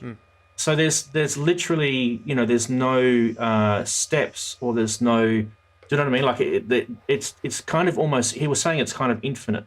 And it was kind of that, there's little points that kind of that stick in your mind. I watched his video, and then about an hour or two later, I was playing with this module, and then I did my video on the oscillator on the System 100, right? And one of the things I noticed was mucking around with this manual potentiometer here, which is for the pulse width modulation. And the moment that I started like turning this up and down, and you could see the oscillator in the little window that I had below, you could see the square wave going, like this. As you mangle the pulse width modulation, right? You see the square wave like that, but it's actually getting fatter and thinner. And when you're turning that manual thing, it was just so fluid. And I just thought it was such a really, really good point. And that then sort of took me down the garden path of, well, I'm having all these problems with tuning. Maybe I shouldn't use a keyboard. Maybe I should just get rid of the damn keyboard because the keyboard's not behaving.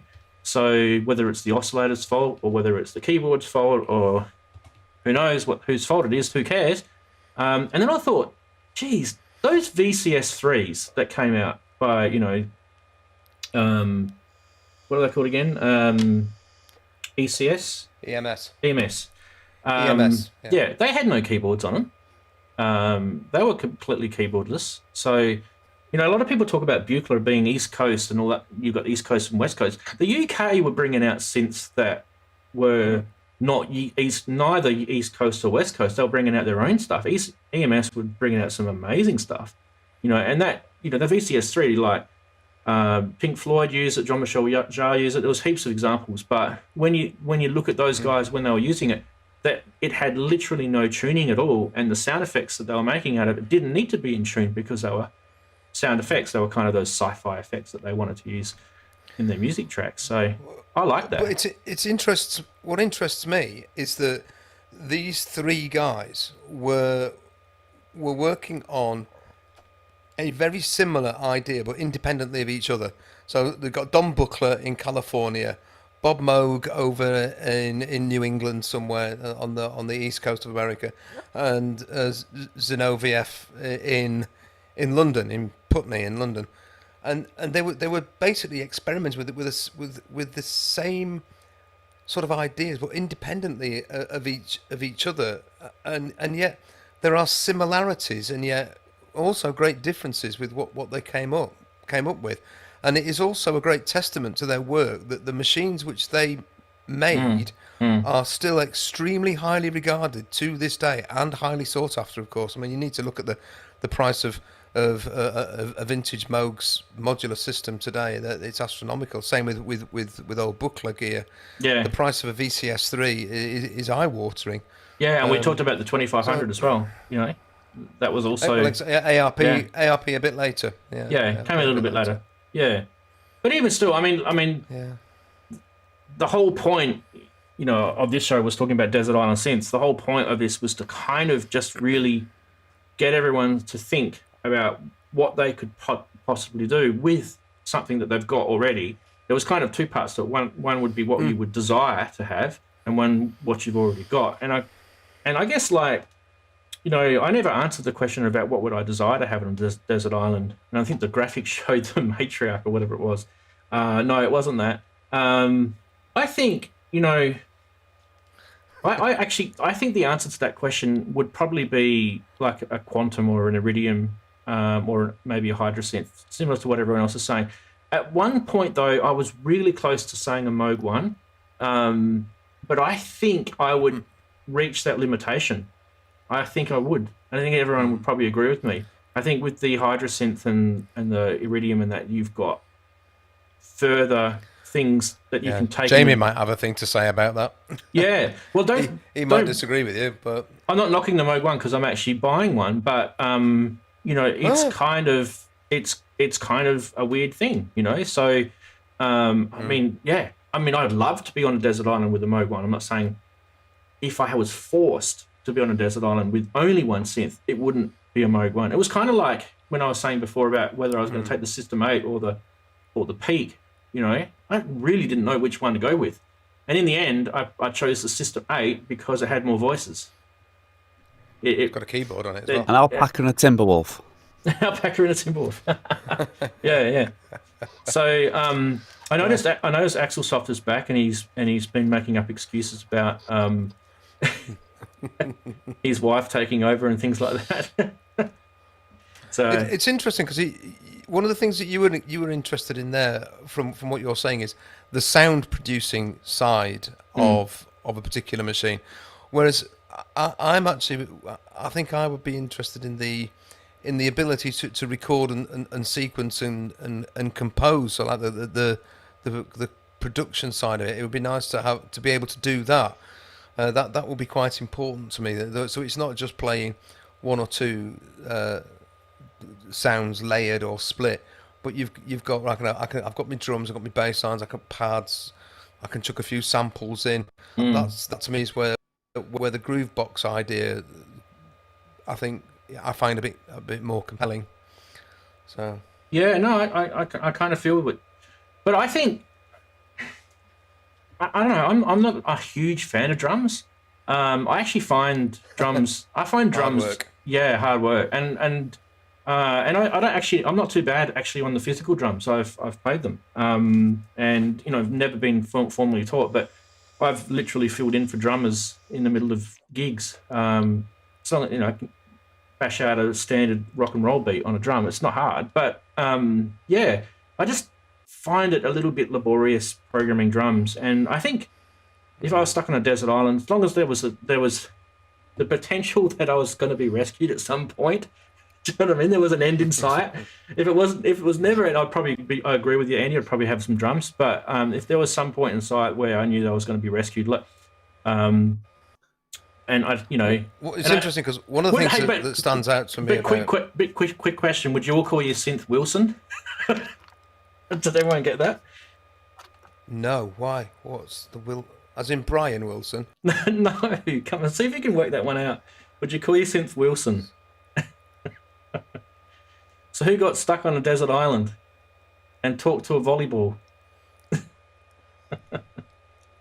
And Who called got the stuck on a volleyball desert Wilson? island and talked to a volleyball? Movie. Come on, guys. You should know this one. Tom Hanks. It depends if we've seen it.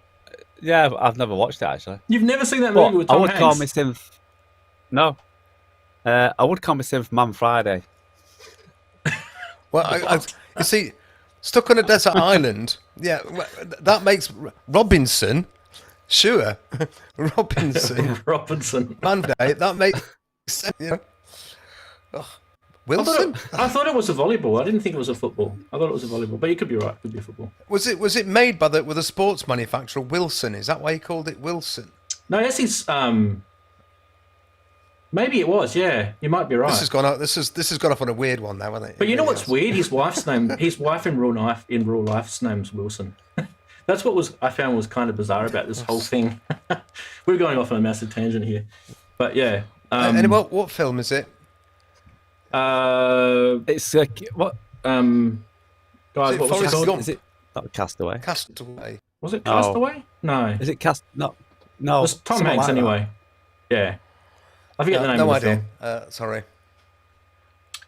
He worked for FedEx, I think, the plane crashed or something like that. So I can't remember. I watched it years ago, but I just remember it recently because Tom Hanks came to Australia in March when the coronavirus thing sort of just started here, and he actually came here with coronavirus. And then he got it. And him and his wife got it, and they were stuck in spread isolation. it around Australia. Yeah, So it's all Tom Hanks' Tom Hanks' fault. It's like Robinson Island. Yeah, Castaway. Yeah, I thought it was Castaway. Pops, Castaway. Yeah. What was I going to say? The movie that I watched yesterday, I think I've posted on social media, was that Contagion movie. You guys seen that? It was about 2011 that came out, and it was about the virus. Yeah, I think so. Yeah. And I wrote on my social media, I think this was Nostradamus type stuff. This movie was weird watching a movie about a virus outbreak that was respiratory related. Now that we've actually really experienced one, to see how much they got right and how much was all sensationalized Hollywood crap. Obviously, there was a stack of sensationalized Hollywood crap in there, but it was actually quite eye-opening how accurate they were with some of the things. Like, they were talking about bats. So a bat was eating a banana. In this movie, the bat was eating a banana, and a little bit of banana dropped off out of its mouth and landed on the pig pen floor below where the pigs were eating, and the pig ate the banana. And then the pig got the coronavirus. This was in this movie, right? And I'm just thinking to myself, weren't we just blaming pigs and bats like 3 months ago? It was crazy. So yeah, it was very, very interesting how conspiracy theories flying at the moment.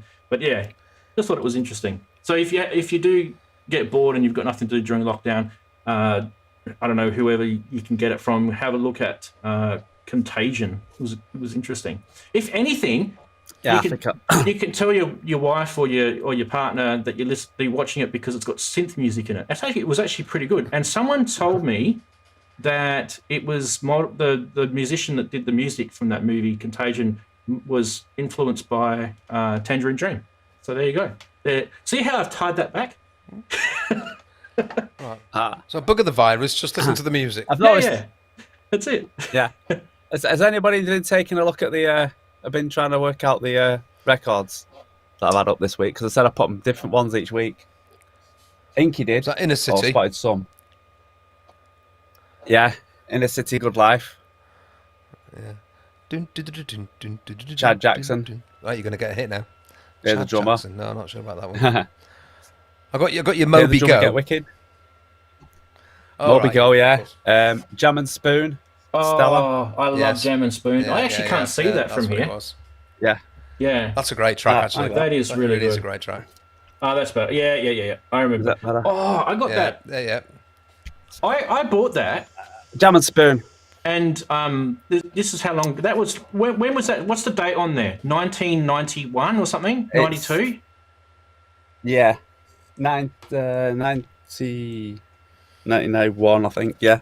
Yeah. So I bought that, and then I had a girlfriend at the time, and I broke up with her, and she took the bloody CD. I was so pissed off. Oh. Yeah, and I bought it out of my money. Oh, So if you ever find her, Fairy I Tales. want my CD back.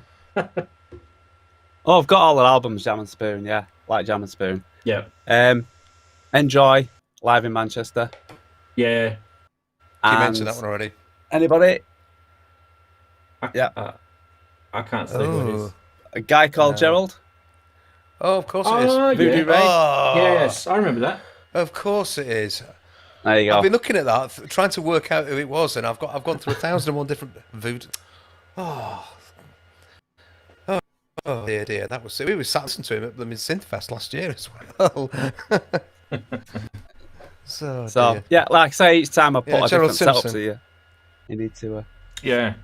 Yeah. Oh, In terms of something that's kind of new from me, I mean, obviously the Behringer stuff, you guys know about that. But over here, it's a bit hard to see actually. I should probably turn my other camera on. I've bought a Dopefer module, Darren. I got a clock divider from Dopefer. And Yes, I've got it. Yeah, I actually remember you. Do you have the A160-2? So Yes. because it's got the 3 modes on it, which is really, really cool. Yeah, yours is up there, isn't it? Yeah. Yeah. I've got that one, yeah. Yeah, it's good. What was the other module that I got was I think I mentioned it already. You guys know. I think I mentioned it last time. It was the Sid Guts Deluxe. So I've got 2 more coming in. So one of them is to sort out the tunings issues I've got. Mainly, it's not to do with Behringer, so don't think I've got this for the Behringer problem. The Behringer is probably just a calibration thing, so we'll sort that out. You can actually turn this thing over. I should actually just show you. I've got it open already. For those who've been watching my Behringer videos, I'll show you now. This is kind of before I've even finished shooting the video. Let's do this way. Yes, you can sort out the tuning on this by literally just taking the module out and turning it over, and down the bottom here you've got 3 variable trim pots that you can change. So 2 are for both, because it's two VCOs in this. 2 are for your frequency and 2 are for the width, which is to do with your pulse width.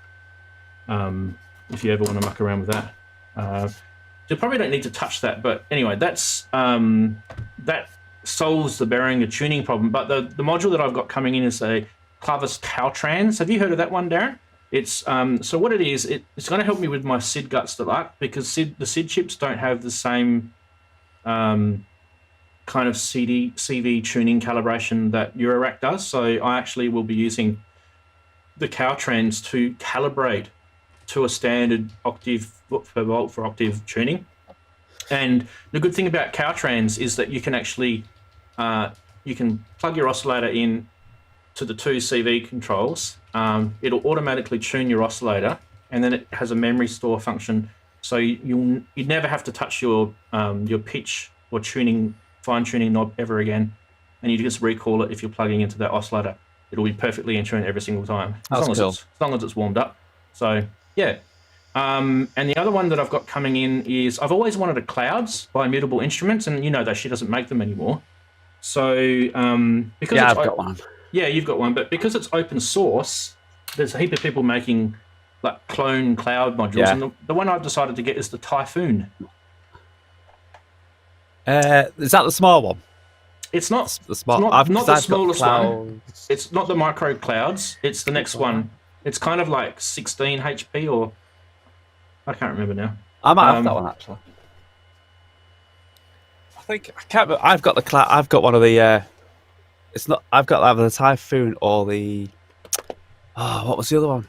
Yeah, like you said, there's quite a few of it being open source. Yeah, because you can't actually get the. I mean, you can get a second-hand one, of course, but you can't actually get the original clouds anymore because Emily doesn't do them.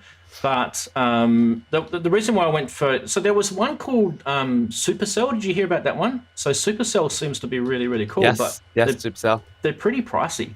So and I don't know if I need. Yeah. There's a Beat Chopper one as well. I forget what that's called. Yeah. So the Typhoon one was sort of the next.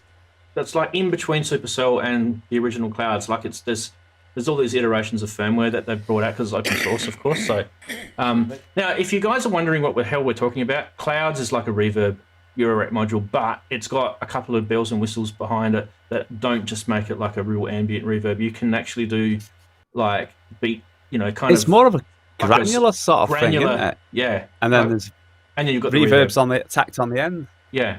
So you've got the granular stuff, which is awesome. Steve Elbows with a freeze. I like the freeze. Yeah, Steve Elbows is saying he's got the Supercell. It's huge. Yeah, I just didn't have the coin at the moment for it because I've got a few other things that I've got to buy. So, but yeah, the Typhoon, check that one out. I'll show you guys when it's here. And I was talking to Jamie during the week, Jamie from Geosynths, and I'm going to be getting more of the chromatic modules from Dreadbox. I've got one, and I'm probably going to get just going to get a lot of them, I think. One of the reasons for it is because they're actually built really well. They're actually really, really like, you think about how cheap they are. The Dreadbox, yeah. Yeah, they're just built so well. And if you compare it to these Roland modules, the Behringer modules, what I'm saying, one of the things that really does my head in, and I think this is a good segue, Andy. I think we should roll the stinger for this. Where is it gone? Where is it gone? Here it is. We're going to do this, guys. You ready? Here we go.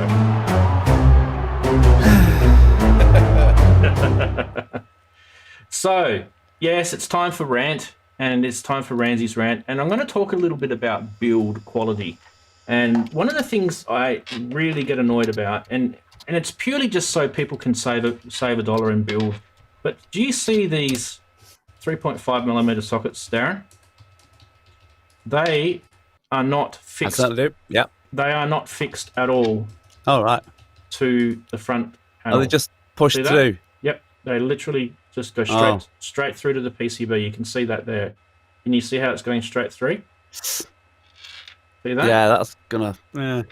So over time, I'd be so gentle with them. Over time, that is going to put stress on all of these, every single one of these things. And you have seen that quad one that I've got with all of those gate things on there. Like, there's a million of them, you know? There's so many. Okay, yeah, you could go through and unsolder that and resolder a proper one with, you know, the proper locking thread on it, the nut, if you like. But the Dreadbox ones, they don't have. They've got the nut on them.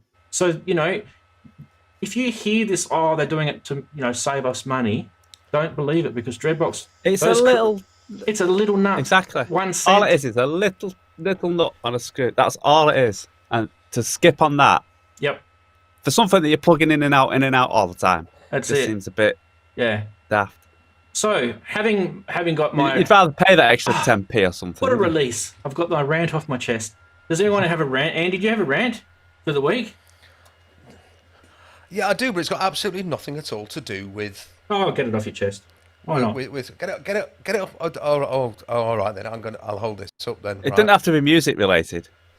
Doesn't it? Right. Okay. I'm going to hold that up. No. Okay. That's my new vaping device. I love these things because they've kept me off cigarettes for 3 years, and I think they're the best invention of the 21st century. I don't care what anybody says. They're genius. But I got this new one, and it's impossible to see how much fluid you've put in it, so I end up overfilling it and it goes all over your fingers. Oh, and then you can't see how much fluid you've actually used, which means then you use it all up and then you get a burnt taste in your gob, which is just horrible. And this thing is, it's just the stupidest device I've bought, and it really annoys me. Really cross with it so many times this week. So my rant has got nothing to do with synths. It's got to do with the fact that this thing is a stupid design and it makes me cross. There, I feel much better now for getting that off my chest as well. Thank you everybody for listening. I don't suffer from the smoking side of the world. So I'm kind of lucky, I guess. Suffer. Yeah. Axel Soft. It's one of those. I've just made a little comment for Axel Soft there. What's like you're showing us there? I can't see what they are. Axel Soft's wife reckons that my rack looks messy, and I just replied saying that I'm not going to talk about his wife's rack in reply. Hang on, Darren's showing us. Darren, what are the CDs? I don't recognise either of those. Up. Ramsey will. Up. Oh, yeah. Up. You got to get long. Go gadget arms. You got to get longer arms. Oh, 2001. Yeah. I know. Yeah. So something for yes. What? Are they Ramses? No way. They're not the ones that went. I can say the ones that went missing. Have they finally arrived? Those people actually made. No, we've got a CD. Someone's taken one of my CDs. I swear. Whoever that is, I'm going to kill them. No. Yeah. No, these ones have made money. Mine don't make money. Oh. Well, go on, Darren. What were those two CDs? 'Cause I didn't recognise them. Oh, sorry. They're both two Jam and Spoon albums. I'm just laughing at Axel Soft's reply. Okay. Jam and Spoon. Axel Soft logo. Jam and Spoon. With this show, just gets worse, doesn't it? Every week. Jam and Spoon. Yes. Absolutely. Anyway. So, Darren, did you have obviously Jam and Spoon is not your rant. Do you have a rant?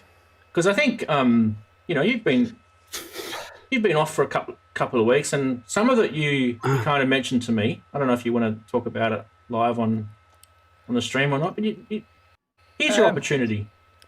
What? I wouldn't say it's a rant. To be honest, it's just a mindset. I would have said. Yeah. So I wouldn't say that's a rant. A rant's more sort of like, well, I'll tell you what, I've got a slight issue with my Mac, though, I must admit. The flipping Finder doesn't always want... When I boot the Mac up, the Finder seems to need to be relaunched for some reason, which is annoying. But other than that, I wouldn't say I've got an actual rant. Yeah. I could do with a new computer, but I would say a rant for Apple going to ARM has caused me a bit of issues, because it's like, you don't want to buy an Intel Mac, but you can't afford an ARM Mac, and they're obviously not going to keep up with the Intel x86 stuff when you're on a Mac. So that's real pain. I mean, it's good in one way, because all your iPad apps and all that are going to run perfectly on your Macs, and vice versa. It's going to be great for that integration. But for people like who can't afford the sort of upper end of the Mac, like you can't go and buy a second-hand Intel Mac now, because you're going to be sort of stuck in limbo land. Yeah. So that would be my rant on that. Yeah, I have heard things, and I've also heard other things that counter-argue the things that I've heard. So who knows where it's going to go? Look, the things that I've heard from people in the computer industry is that the ARM-based Macs are going to be backwards compatible. It'll have the chipset technology will have the Intel guts in it, if you want to know. If you want to call it anything, it might be software based, which might mean it run. I don't know. This is kind of all the sort of arguments that are floating around at the moment. Who knows? But if Apple do the Catalina thing, where they just like the 64-bit, you know what I mean, versus 32, if they just like a Band-Aid, rip it off, you know, your VSTs will no longer work. If they do that, your DAW will no longer work. Look, I don't think it's going to be as bad as what people are worried about. I do agree with Darren though about the price side, so I definitely think that's going to be a definite. But Apple have always been on the pricey side, though, haven't they? So you you can always come to Windows. I think if you want, They don't buy it. Well, for the price of an average Mac, you can get a pretty high-end PC, or you can even build one yourself, because the PC I'm running at the side of me here is only an i5. I mean, it's a clockable i5, but I'm not clocked yet. Yeah. But it's not worth it. It's an i5, and I think is it Intel on Gen 10? But the ARM, if the Apple do get the ARM right, because like the iPad Pro is as fast in, I think, single core figure for a short space of time than an i9 at some points.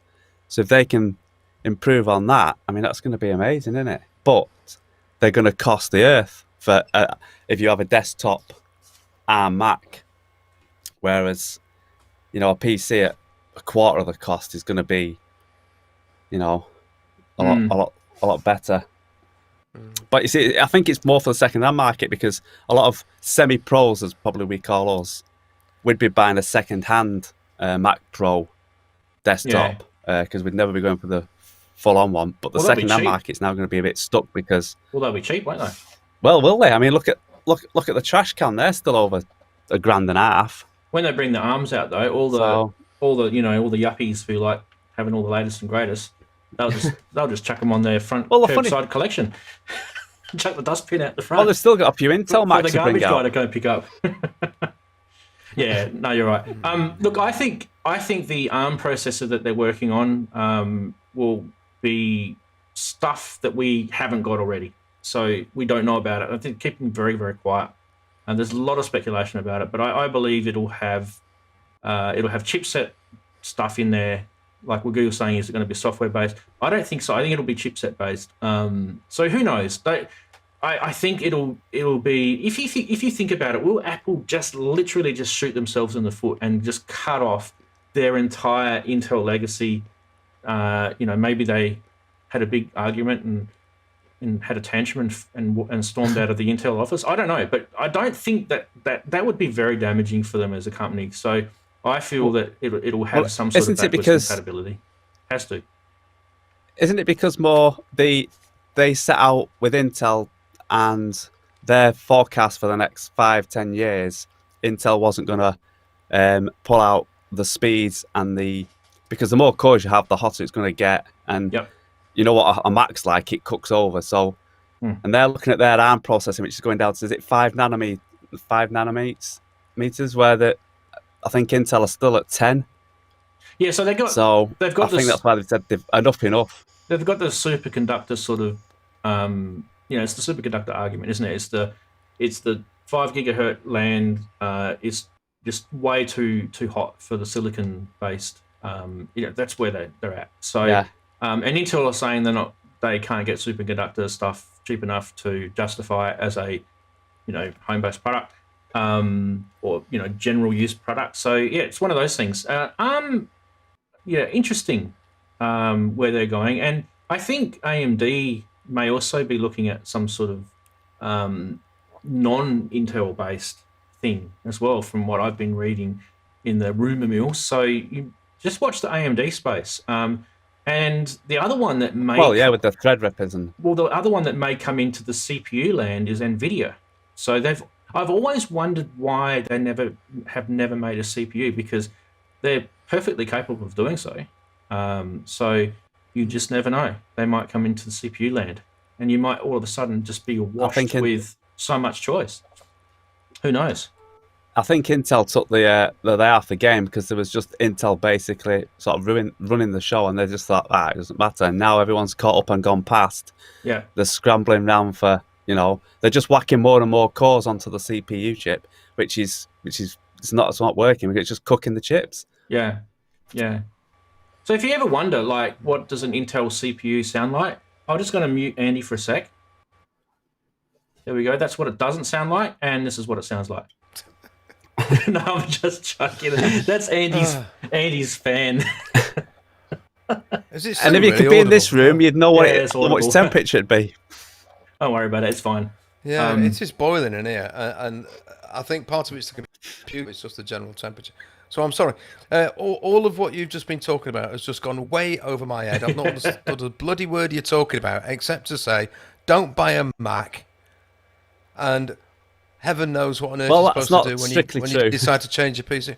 No, well, I'm not going to buy a Mac, Darren, because I can't afford one. So that's the end of that. Hey, Andy. Obviously, I need to replace my computer, but Andy, JX3D just said Behringer will probably do a CPU. Well, we can live in joyful hope. It might actually end up. We might end up being able to have. But the thing is, this computer that's got in front of me, it's 10 years old. It really is proper old and clunky. But I struggle. I could go out and I could buy a 14-inch laptop with a better processor than this for about 180 quid. But I don't think that would be the right way to go. I just think it would be the wrong thing. So I'm waiting until I've got. I mean, I could go out and buy one tomorrow. I know I could, but I'm waiting. I just want to. I've had so many financial ups and downs over the last few years. I really want to make sure that I've got a decent stash of money in a savings account before I actually splash out on say a computer. I'm talking about buying the MPC one, but I'm talking about selling gear in order to fund that. The PC, buying a new computer, I've got to wait until when it reaches a certain threshold, then I'll say, right, okay, now I can go out and buy a computer, and I'll set myself a budget of say 500 or 600, and then buy as high a spec PC as I can manage for that price. And I'm not going to worry my head about it actually gives up then, isn't it? Yeah. It's what Darren, say again. Until it actually gives up the ghost right in front of you, stay with it, and everything's working as it is, as it is. And then when it absolutely goes kaput... I'm hardly using the computer for music stuff at all. I mean, I'm not running a DAW on it, or even though I've got Cubase installed. I just run all that for sample creating now and trimming bits of audio and then porting them across into the samplers. That's what I'm using it for, and the internet and basic school stuff. But as we said, when I'm doing this sort of streaming, and it's the same when I'm Zoom calls and stuff, I only have to be on it 10 minutes, and this fan starts whirring away like mad. The computer really doesn't like it, but the computer wasn't built for that sort of activity. It really wasn't. I mean, the idea of live streaming like we're doing now is a fairly new. It's a new thing. It's only in recent years it's become a common thing, if you understand me. I know the technology's been around for doing video conferencing and stuff, but this computer really struggles with it, and heck, when I get my new computer in about 3 months' time, maybe. Yeah, well, while you're chatting there, Andy, and your camera's up on the chat, even though it says Ramsey Cam, don't worry about it. Just have a little look at some of the comments that have been flowing in while you've been talking about PCs and that. So, you know, you've got people are talking about MacBook Pros. Well, yeah, possibly a MacBook. Well, I mean, they wouldn't be the first company. I mean, they did been Mac clones in the past, haven't there? I've no idea how good or effective they were, or whether the Hackintoshes, side of things so unbelievably complicated. It fries my brain. What is exactly the difference between an i7 processor and an i5? Are there i5 processors which are faster than some of the i7? I don't know. It just fries my brain. It really does. Because I'm not really interested in computers. I use the computer to an end. I don't really understand all the gubbins underneath the well, in my case, underneath the screen of the thing. So yeah, look, the biggest thing I could ever sort of tell anyone who's into music production and they're looking at buying a new PC would just be don't skimp on the CPU. You know, as much money into that CPU as you can. That's the most important thing, because that's the thing that's going to run your 300 VSTs that you've got running in your Ableton or your Cubase. But I'm not project. planning to. I'm not really do that sort of thing. So, but you might. You know, whether you do or you don't, you might. CPU benchmark. CPU, Axel, yeah. Look at is that a website or something? Is that something that you need to? What is CPU benchmark? Benchmark, is it like it's Johnny loves Linda? Yeah, it's a thing that you can look up. It's just Google it. Okay, and I don't know what I'm looking at. I don't know what it means. What does it mean? Oh, it's like it's basically it's listing all the CPUs against each other so that you can see, you know, how powerful they are, what they're capable of doing. Right. Anyway, let's move on from that because think of it internal runs on cars. I do want to say this, Andy. What I think you should do is I think you should order yourself an MPC-1, and I'm really hoping that you get it before Axel Soft gets it. Axel does. No, I think Axel just get. All the websites are saying that they were going to have new MPC-1 stock in by July the 24th. Now that date's now passed, so we'll have to go and see whether Toolman have got them, whether Gear for Music have got them. They've stopped. They've stopped the MPC-1. They have? They've stopped the MPC-1 because they're now making the BEM-CP2. Oh, are you just winding us up, Darren? You are, aren't you? They only just brought it out. Yeah. Are you serious? I'm joking. It's been that long since they've had the MPC-1. They decided to go to number 2. I think they just stopped they're skipping a generation. No, they just stopped Axel's. Or a very naughty Darren. Axel, can you ask your wife? Maybe it was her that stopped your MPC-1. She changed the credit card digit. By the way, Axel Soft, Akai MPC-1 in stock, 10 of them at Gear for Music. There you go. Oh, heck. Cancel your order. Get it tomorrow. You could get it tomorrow. Get it by the 28th of July. Axel, get it bought then. I can't, not yet, for the same reason. I will have to sell things before I make that jump. I will have to make sure the money is there. Hang on, let me tell you the price too. So, price if you're not friends with them is £719. If you're friends with them, a Gear for Music. Yeah, if you're friends with them, in other words, you've got a VIP like me. It goes down to $719 is their retail, and it goes. Hang on, I'm just waiting for the page to reload. £592. £640 last. £592.50 if you've got a VIP. Oh, I don't think I have. I've only bought. I've got a. So mine's a platinum VIP. I don't know if that's the highest or whatever, but yeah, $592.50.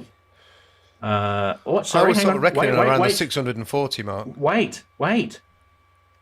It's not. It's $542.50. $542.50. I was looking at the one that came with the Shure SR-H440 headphones. So no, it's $542.50. Do you? And there's 20 of them in stock. Have to whack a load of tax on top of that though? Do you have to? You got to pay duties and you got to pay GST. Yeah. Because that sounds like the ex-VAT price. Because Yeah. So Yeah. What is your we have to VAT? pay Is it VAT on 12? top. Is it 12? 20? 20%? I don't 20. know. 20, isn't it? Is it 20 or 20. 20%? It's 20%. Yeah. So you'd add No, it's 20. Anybody know what 20, UK VAT price is? Yeah. So you'd add £100 to it, basically, to that price. So it'd be 642. Yeah, it's 20% VAT. Yeah. Yeah. Yeah. Okay. Cool. All right. That sounds yeah. about right. Yeah. Oh, So well, I pay GST when it comes through the courier. They just take it automatically out of my credit card if I buy from these guys. Yeah. Okay. Yeah. Which kind of sucks, but anyway, that's life. All right. Yeah. Yeah. See, Axel, that was the $719 price was their front of office. You know, if you've never logged into their website price, and some idiots do pay that. But you can see it goes right down to $540 without VAT. So there you go. But you're still waiting for yours, mate. So don't tell us how cheap you got it. It doesn't matter how cheap you got it. You don't have one. It doesn't matter. That argument is not washing with us. Yes. We'll have a party when it arrives, Axel. Darren just said the same thing in chat. Oh, dear.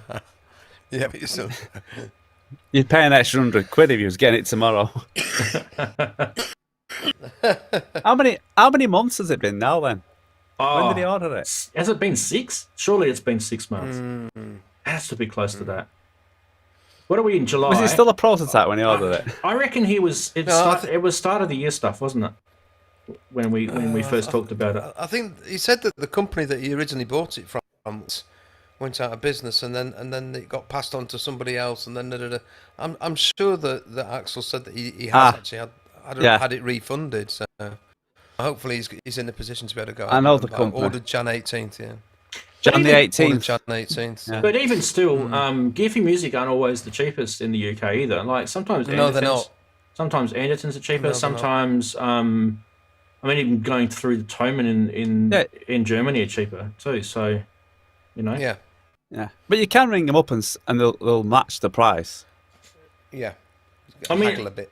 You know, this here, these modules have come from all over different parts of the world. Like the VCO came from Gear for Music. The VCF was the first one that I got, which I bought locally here in my city, which was weird because they never have stock before the rest of the world, but they did. And that gate module that I've got with the quad gates, got that at the same time.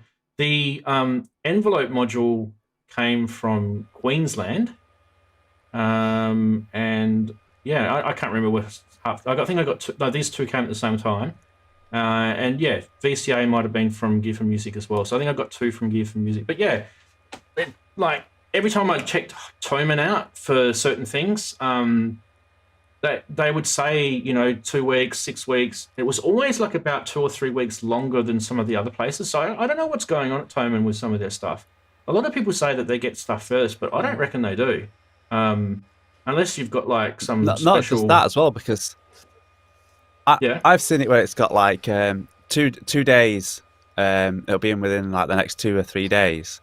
So you hang on really wait, and then you wait the next 2 days, and then it suddenly pops up 3 weeks, 4 weeks.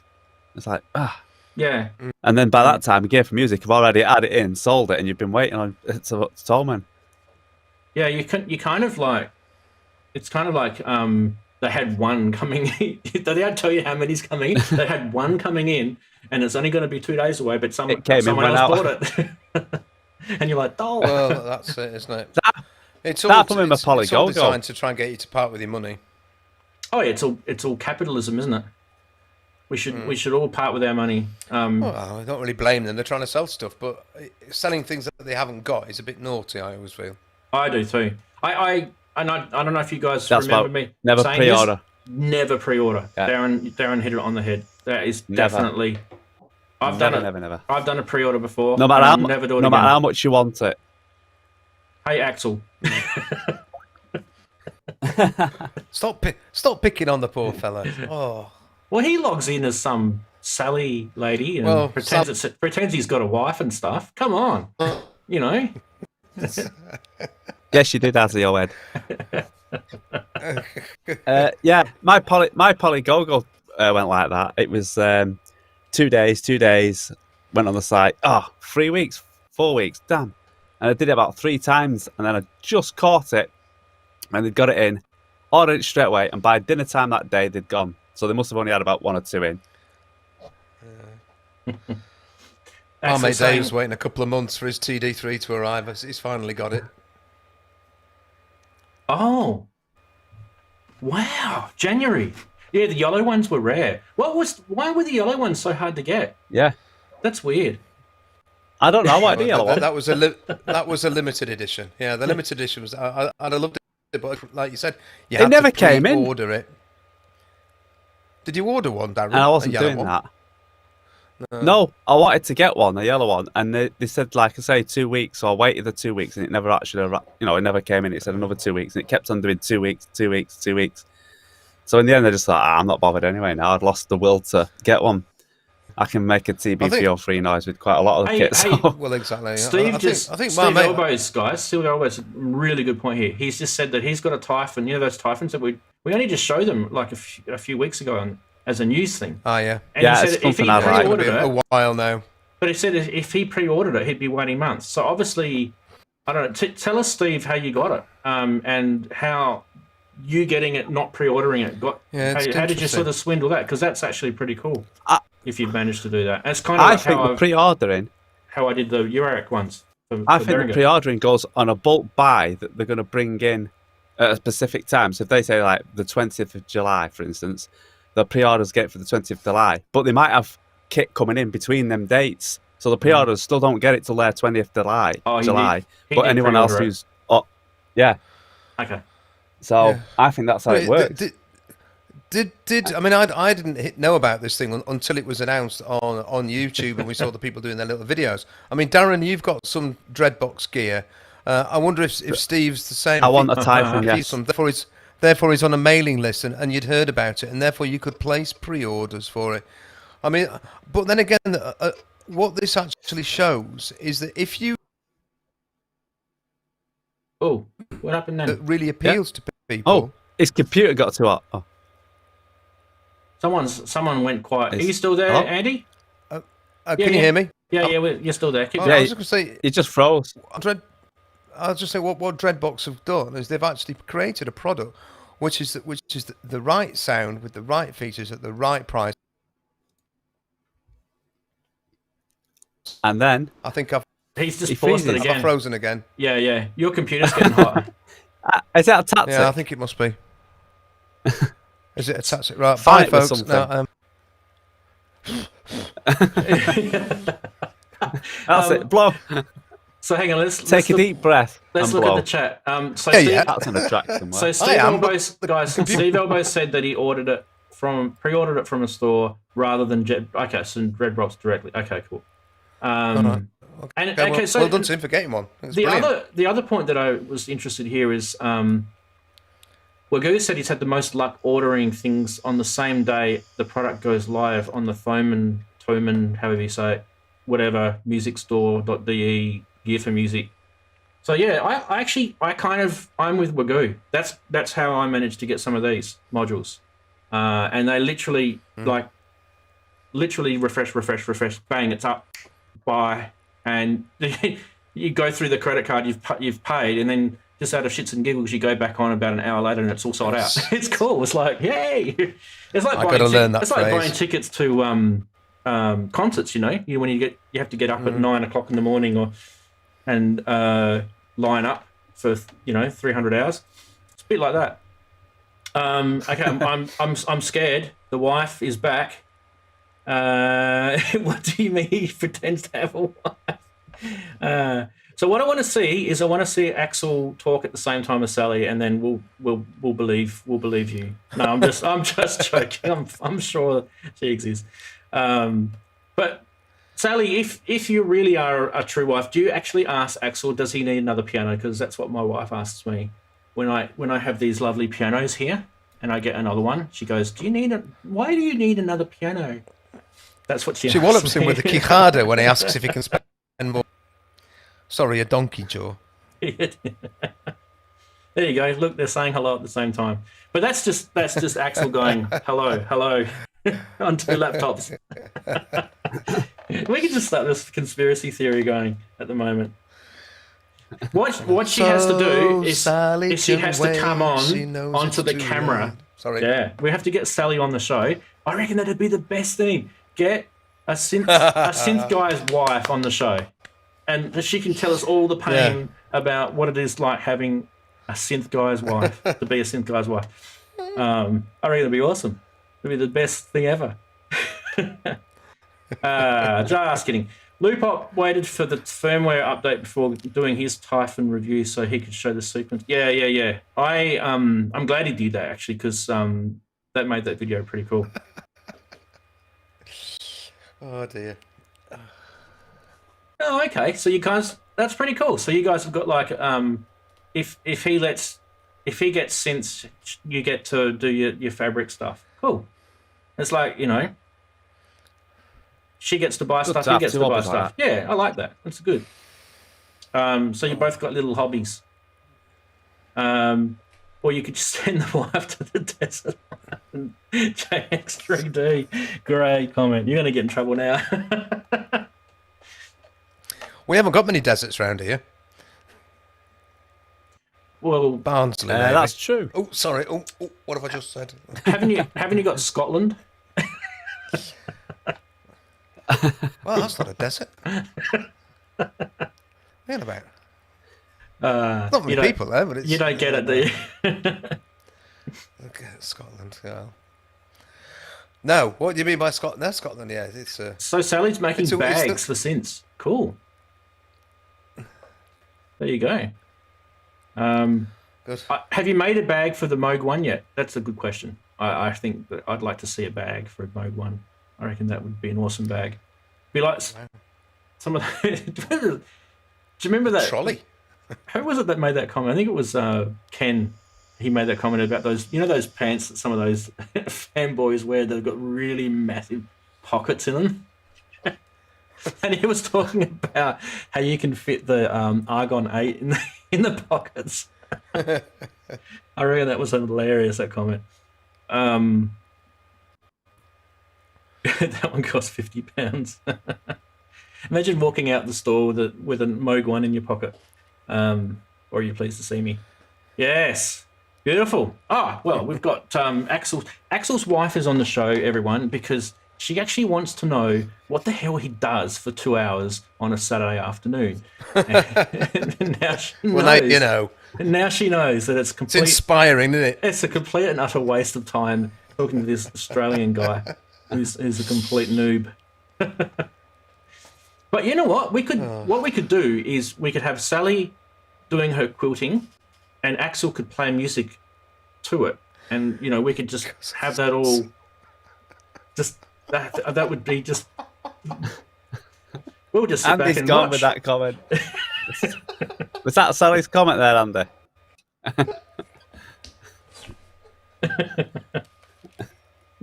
He's gone. Super knob. I like it.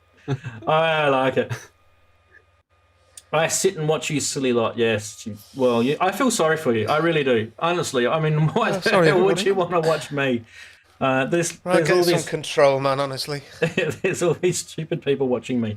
And I just don't understand why. You keep coming back every week.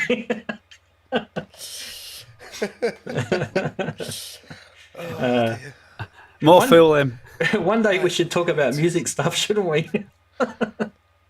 That's not what we're supposed to be doing. Oh, hey. You should see. You should, like, when you watch the replay a couple of months later, there'll be all these thumbs down. I love watching the thumbs down. So it's so funny. Came here to talk about synths, and you're This is talking the after show, so anything. He's talking about quilts and wives and desert islands. super knobs. Super knobs, yeah. That'd be a great name for a show, Super Knobs. Instead of I'm actually just see how many people turn up to that. Well, you can put clickbait. Mod piece. It's sillier and sillier. Yeah, it's good. It's good. We should just leave. We should leave that up so everyone can see it. You know what? But you guys do realize you've got to put Sally's box. You guys do realize that the chat is usually like this every week. It is. It's hilarious. I actually feel like I feel left out because I don't get to sit there and be part of the chat every week. But it's hilarious. I love it. Fantastic. Some really, really funny people in the chat. Definitely worth. That's what I was saying with the recording, that I wanted to preserve that live chat thing because it gets pretty funny. But yeah, we could always send it to your wives and that to let you know what you're up to. There's a knobcon. There might be. Yeah, well, yeah. I think America uses the word knob in quite the way that we do in the UK. I've no idea whether you do in Australia, but it has so many. Well, it has a certain other connotations, and We have the same. Knobcon is just hilarious, really. We have the same definition as the UK here. It's like, I mean, the Yamaha synth with the super knob is everyone just gets the giggles. I'm going to go and play with my super knob, but you can't help it. I mean, it's designed just to. Yep. Oh, he's gone. Pawsy again. Oh, here it comes. Have I? Do you know what's funny? Every time it does Is it getting really glitchy? Darren, it's like he's blowing a balloon up and it pops, isn't it? You get this sort of like pop sound.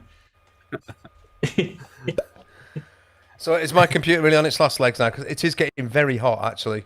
You should run a little temperature app on there to see what it's running at. That'd be interesting. We can have a little graphic down the bottom left-hand corner. It's a laptop. Oh, it's done it again. It's done it again. It's getting more frequent. Is it a laptop? Or is it desktop? No, it's an all-in-one desktop unit. So the screen and the computer's all in one box, and I think that might also be part of the issue. So. What was that product? Sorry to interrupt because we're talking about super knobs. I just wanted to keep the chat guys going. What was that product that was really, really strangely named recently? That's what I was trying to talk about. And Sonic State brought it up, saying that they thought the name was funny, like Tosser or something, wasn't it? Wasn't it? It was Tosser. That was it. The time. Yeah. Oh, yeah. Time tosser. The time tosser. tosser. They had no idea. A great box, but. No, he's a time tosser. So now, so all we need now is an American company like EHX to bring out like a guitar pedal and call it Knob Tosser, and then they wouldn't have any idea what it's called. We'll all just be laughing our heads off. Yeah, I mean, sometimes people just get the names of products wrong, don't they? I mean, it could have like a synth or some sort of desktop module that's got like a super knob, a time tosser, and all them sort of things just plastered across it. Yes. Yeah. But look, hey, if you're worried about saying knob because it always just sounds like you're calling someone a tosser, because it's pretty much the same definition, right? It's better than saying a potentiometer, isn't it? A dial. Dial, yeah. Dials and sliders. Pot. You twist this pot. Well, I think you've always called them knobs. Yeah. we have. Yeah. They're all knobs. It's very knobby. So someone explain to me what muff means then. Muff wiggler. Because apparently that's pretty rude, right? Yes. So how'd they get away with that? It's an independent forum, isn't it? I mean, it's set up. I mean, it is wrong. And other people have just. I mean, I don't know how people feel about it, but as soon as I saw the name, I just thought I'm not really happy with that. It's a bit Not right, is it? It's like guess look. No, I'm not happy with that. And it's exactly. I mean, you've got to be a bit careful with it because not everybody using modular synths is male. There are plenty of females out there who are engaged in this sort of thing, and they might find it a bit offensive. Yeah. Anyway, don't want to be too PC about it. They were on about changing. They were on about changing it at one time, weren't they? That Gearslocks and Uffwiggler, they were on about changing it, but they said it was too far. You know, too many people about it. So I suppose there's certain truth. It's got to a point where you can't really undo it, as it were. Well, the guy that started it, he's no longer with us, I believe. He's passed away now. Yeah. A couple of years ago now, isn't it? So that's sad, but anyway. Yeah.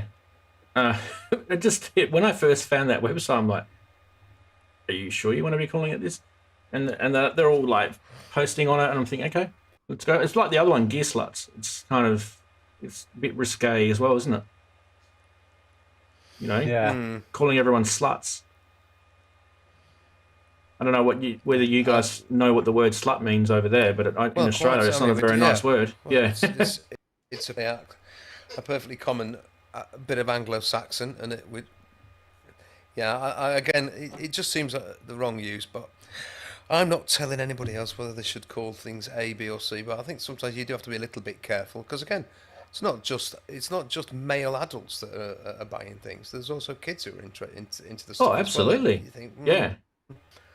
They all know what the words mean. I mean, let's not pretend that 13, 14-year-olds are completely innocent, because they're not. I mean, I know they know stuff. But imagine being a music teacher. Seriously, imagine being a new music teacher, and then you're bringing in your rack to your class, and then you've got a kid. And then you've got a kid. Muff wiggler. Excuse me, check sir. Out gear sluts. Can you tell us a little bit more how we can find more information out? He's going, oh yes, you need to jump on the internet and go to Muff Wigglers and then Gear Sluts. You can just imagine it, can't you? You can just imagine it. These kids would be like, Can they type that in? Let's have a look at your history. Yeah. There is a big Muff guitar pedal which has been around for ages, which Wiggo pointed out, I think. EHX make big Muff, isn't it? EHX. And I think it's a big like distortion pedal. Yeah. But yeah, it's going to be hilarious. I can just imagine Andy teaching that class. Right. He'd be like, it's beep Migglers and it's gearbeep.com. It's Andy's censorship. If you think I've never sworn in front of a class, think again. No, I believe you have. I'm just getting a rise out of you. Yes. Anyway, sometimes it has to be followed by the word "oh, I'm sorry." That just slips out. Yeah. Look, I can be pretty crass. I actually calmed down quite a lot for this show. Trust me. The amount of superlatives that come out of my mouth in real life is to behold. Yes. Well, on that note, we should probably wrap up the show. I was gonna mention, just as we sort of parted things, to don't forget to check out Darren's channel, because I know we haven't seen Darren for a while, and he's got some awesome tracks up there. And we talked about Frozen 303s, and we talked about pots and pans being bashed around. He's got some tracks that are like that. But I think if he holds true to himself, he's got something decent coming out tomorrow. Is it 4 p.m. still? Good. Is that what you're hoping for? Yeah. 4 p.m. Yeah, it's the track to go on, but one of the albums. I make I've got all these albums suggested, whether they ever come to life or not. But it's a track that would be on the album if it came out. It's the techno. So that's out tomorrow. So it's a sort of techno, bit melodic as well. Yeah. And like I said, I've got two big remixes. Big for me. So the stuff that's out before has been okay, I suppose, but these are like big remixes that are taking a bit of time.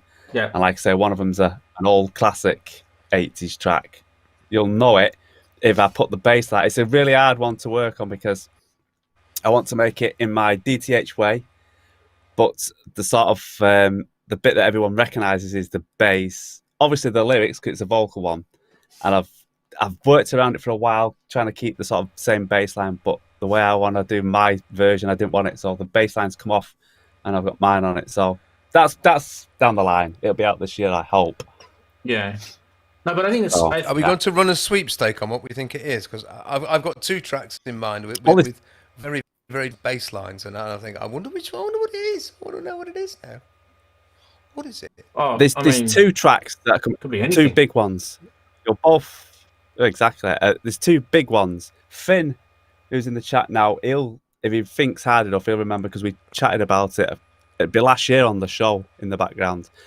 And it's one of the bands or groups that he likes anyway. That's a big remix that's coming out. that'll be out first, and then my big 80s track.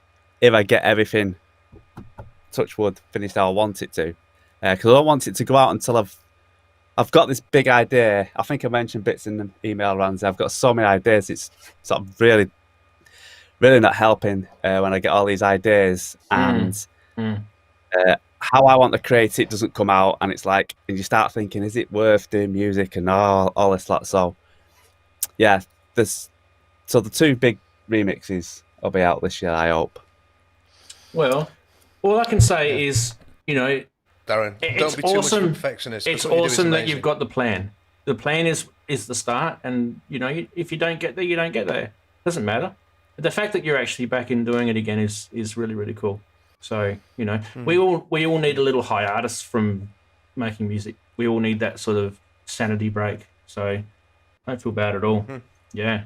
Yeah, I wouldn't say, it's not so much the break, because I keep writing music constantly, even when I'm not in love with doing the music, if you know what I mean. Yeah. I can't help myself because I just get so many ideas. Don't necessarily get them down how I want them to come out, but I've got so many ideas. It's just, it becomes annoying at times, and then it's like you start feeling down because the tune's not coming out how you want it to, and you've got this other idea that's starting off.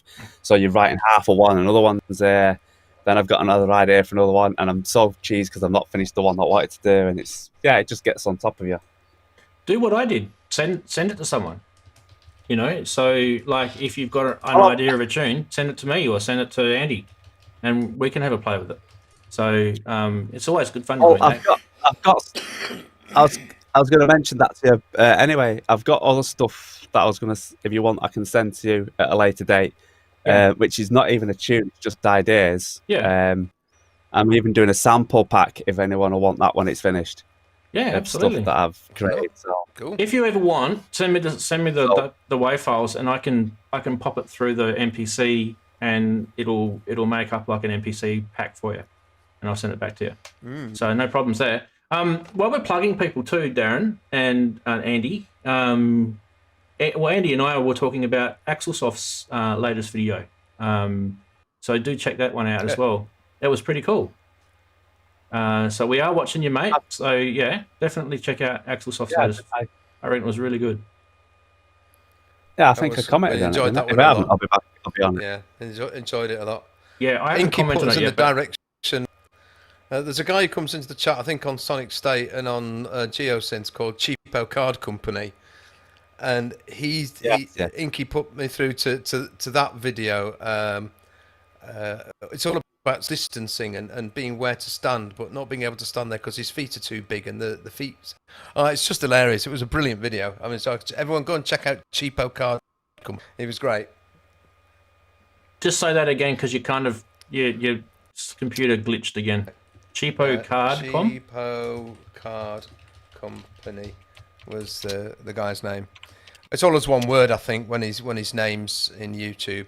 Okay, cool. But it's very good, very funny. And also, Finn, speaking of good videos recently, Finn did a good one too. I think that might have been about a week or two ago when Finn did his, but I did comment on his. That was really, really good. So go check out Finn's channel. Check out Finn. Also, Inky, did you make that video that you sent us public? I can't remember if you did or not, but that was super awesome. What Inky showed us. Yeah. So was that the jam? Yeah, the jam. I'm still waiting for Inky to send me some stuff to work with, but she's still in denial about doing it. No, just do it, Inky. Just send it. Come on, Inky. Chuck it up on WeTransfer. You know. Yeah. Just do it. Don't be scared. So yeah, Darren, just speaking about like not knowing what to do and doing things and not finishing it and getting disappointed in yourself and that.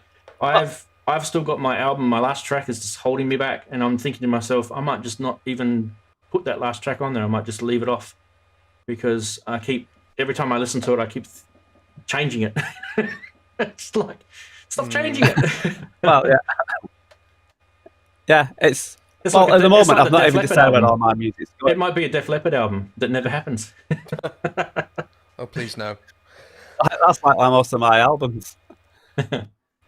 Yeah, well, you know, at the end of the day, we just do what we can do, and if that's not good enough for someone else, then bad luck. Who cares? It's not like it's not like you've got some employer that you're answering to. Don't forget Rans and Andy and anyone else on it. Anyone who produces music, their music's never as good as everyone else thinks it is, because your music's never finished. I understand that. I always have done. Yeah. It's like every track I put out, I don't think it's finished. You can never finish a track, basically. There's always something that you think, I don't like how I did that, or I should have put this here, or I've got a better idea for that. It'll never be perfect. Oh, look, I was talking about doing YouTube videos, exactly the same thing. So so that VCO video that I did, that you guys have probably watched now, I actually shot a whole VCO video that you guys have never seen, and I edited it as well. I completely reshot that video because I just wasn't happy with myself, the way I produced it, the way there was some, I ended up just going, nah, start again. And apparently it's very common. Like I had in my YouTube group that I've got on Facebook, I had, I won't mention names because I don't want to put anyone, out there, but I had some really famous YouTubers in that thread going in there and saying the same thing. They're saying, yep, very, like weekly, almost every video, some people said. So, it's like, wow. Yeah. I'm not surprised. So if they're doing it with videos, it must take a lot of time. And it's part of the creative process. I mean, all right, our main focus might be music, but if you're going to be putting it up onto YouTube, it's like, again, Darren, it always amazes me. His tracks always sound so fantastic, and his videos always look so good as well. I know he says that he gets a bit of here and he does a little bit, but they always seem to cover. That's also part of the creative thing, and I think it's fantastic. I could never do what he does. But there'll be a lot of. Yeah. God. I mean, it's like tomorrow. The video is just going to be, it's just going to be a simple one because it's part of the techno thing, and I've not done I won't say a complex one because it's only done in iMovie, and it's sort of done within that day. So I'll usually do it Sunday morning and then get it out for 4 o'clock. But that's the thing. Like I've used iMovie, Darren. And I do not know how you can produce such a cool video in iMovie, because I have used iMovie, and I think the thing is that software is horrible, to say the least. And it's not the best. Yeah. And you managed to get these things happening in your video, and they're punching out right on time to whatever it's happening in the track. So it's pretty awesome. You have to, a lot of it's luck. Yeah. A lot of it's luck. Yeah, well, come on. The video, it is, because I tell you, the track that I did with Andy, the Hellbox track, that was a complete luck with the timing on that when you watch it. Yeah. That was just complete luck. Luckily, I can't remember what BPM it is. I'm sure it's 125, but it was complete luck that everything fitted in there, because I was rushing to get it out for that Sunday. And I think I only had 2.5 hours to get it finished, the video. So, and everything just happened to coincide with the drum beat and the melody. So it was just luck on that. So occasionally it is luck. I'm still stuck on 120 BPM. I haven't even worked out how to change the BPM yet. Just kidding. Yeah. No, that's really cool. Anyway, the Inverted saying it's a common thing. He's recorded 10 takes of everything. Yeah. Inverted's videos are awesome. I love, if you're ever in that sort of chill out sort of mood and you just want to kind of sit back, grab a book, sit on your armchair and just sort of chill out, go and watch one of Inverted's little, DFAM / super, what's that called? Subharmonicum. Yeah. Subharmonicum videos, Beautiful. They always sound gorgeous. Yeah, it's really, really good. You do know I've nicknamed Inverted, don't you? I've called him Mr. Soundscape. Yeah, I didn't know that. Well, he definitely is. Yeah. Isn't he? Yeah. If you ever watch it, enemy comments, it's always Mr. Soundscape, because it's like so chilled and relaxed. You know what I mean? It's like, it's like proper sound, ambient soundscape stuff. So it's Sunday Arvo. You can sit back with that. Sunday afternoon. Yeah. That's what it is. Well, okay, I'm gonna say it now. Yesterday, I was listening to Inverted Pope's latest Subharmonicon track and had it playing on through my studio speakers here. And I've been working on this sort of patch on the Supernova, and I just started to improvise over the top of it, just sort of noodling away. Oh, there And it I goes. thought, oh, that sounds really, really lovely. So if I can get it sorted, I'm going to do it again, listen to the audio, record myself playing this, and then I'll upload it and send Yeah, you should do that. it together. Yeah. Hopefully we can get it sorted. I think it'll be an interesting sort of little project. So, Mr. Popes, I've just got to announce it now publicly to everyone, make it happen. Yeah, you got to do it. You got a couple of weeks Now off. that we've said it, we've got to do it. You got a couple of weeks What's off. that? Sorry. You got a couple of weeks off work. Yes, So, we've got time to work on it, so I can do it. Yeah. well, there we go. We've hopefully, the other thing too is I definitely, one of my favorite videos this year is Marcus. I've played it on the show before. He did a really, really cool Deluge jam, and I think there's a couple of other tracks on his YouTube channel as well. So check out Marcus. He's got some really, really cool stuff. If you've never ever, it'll just take you down a different path, and you'll think, wow, you can do that. Cool. That's actually really cool. So, and it's, believe it or not, like, he probably disagree with me, but believe it or not, it's actually a really good ad for Deluge and what you can do with it.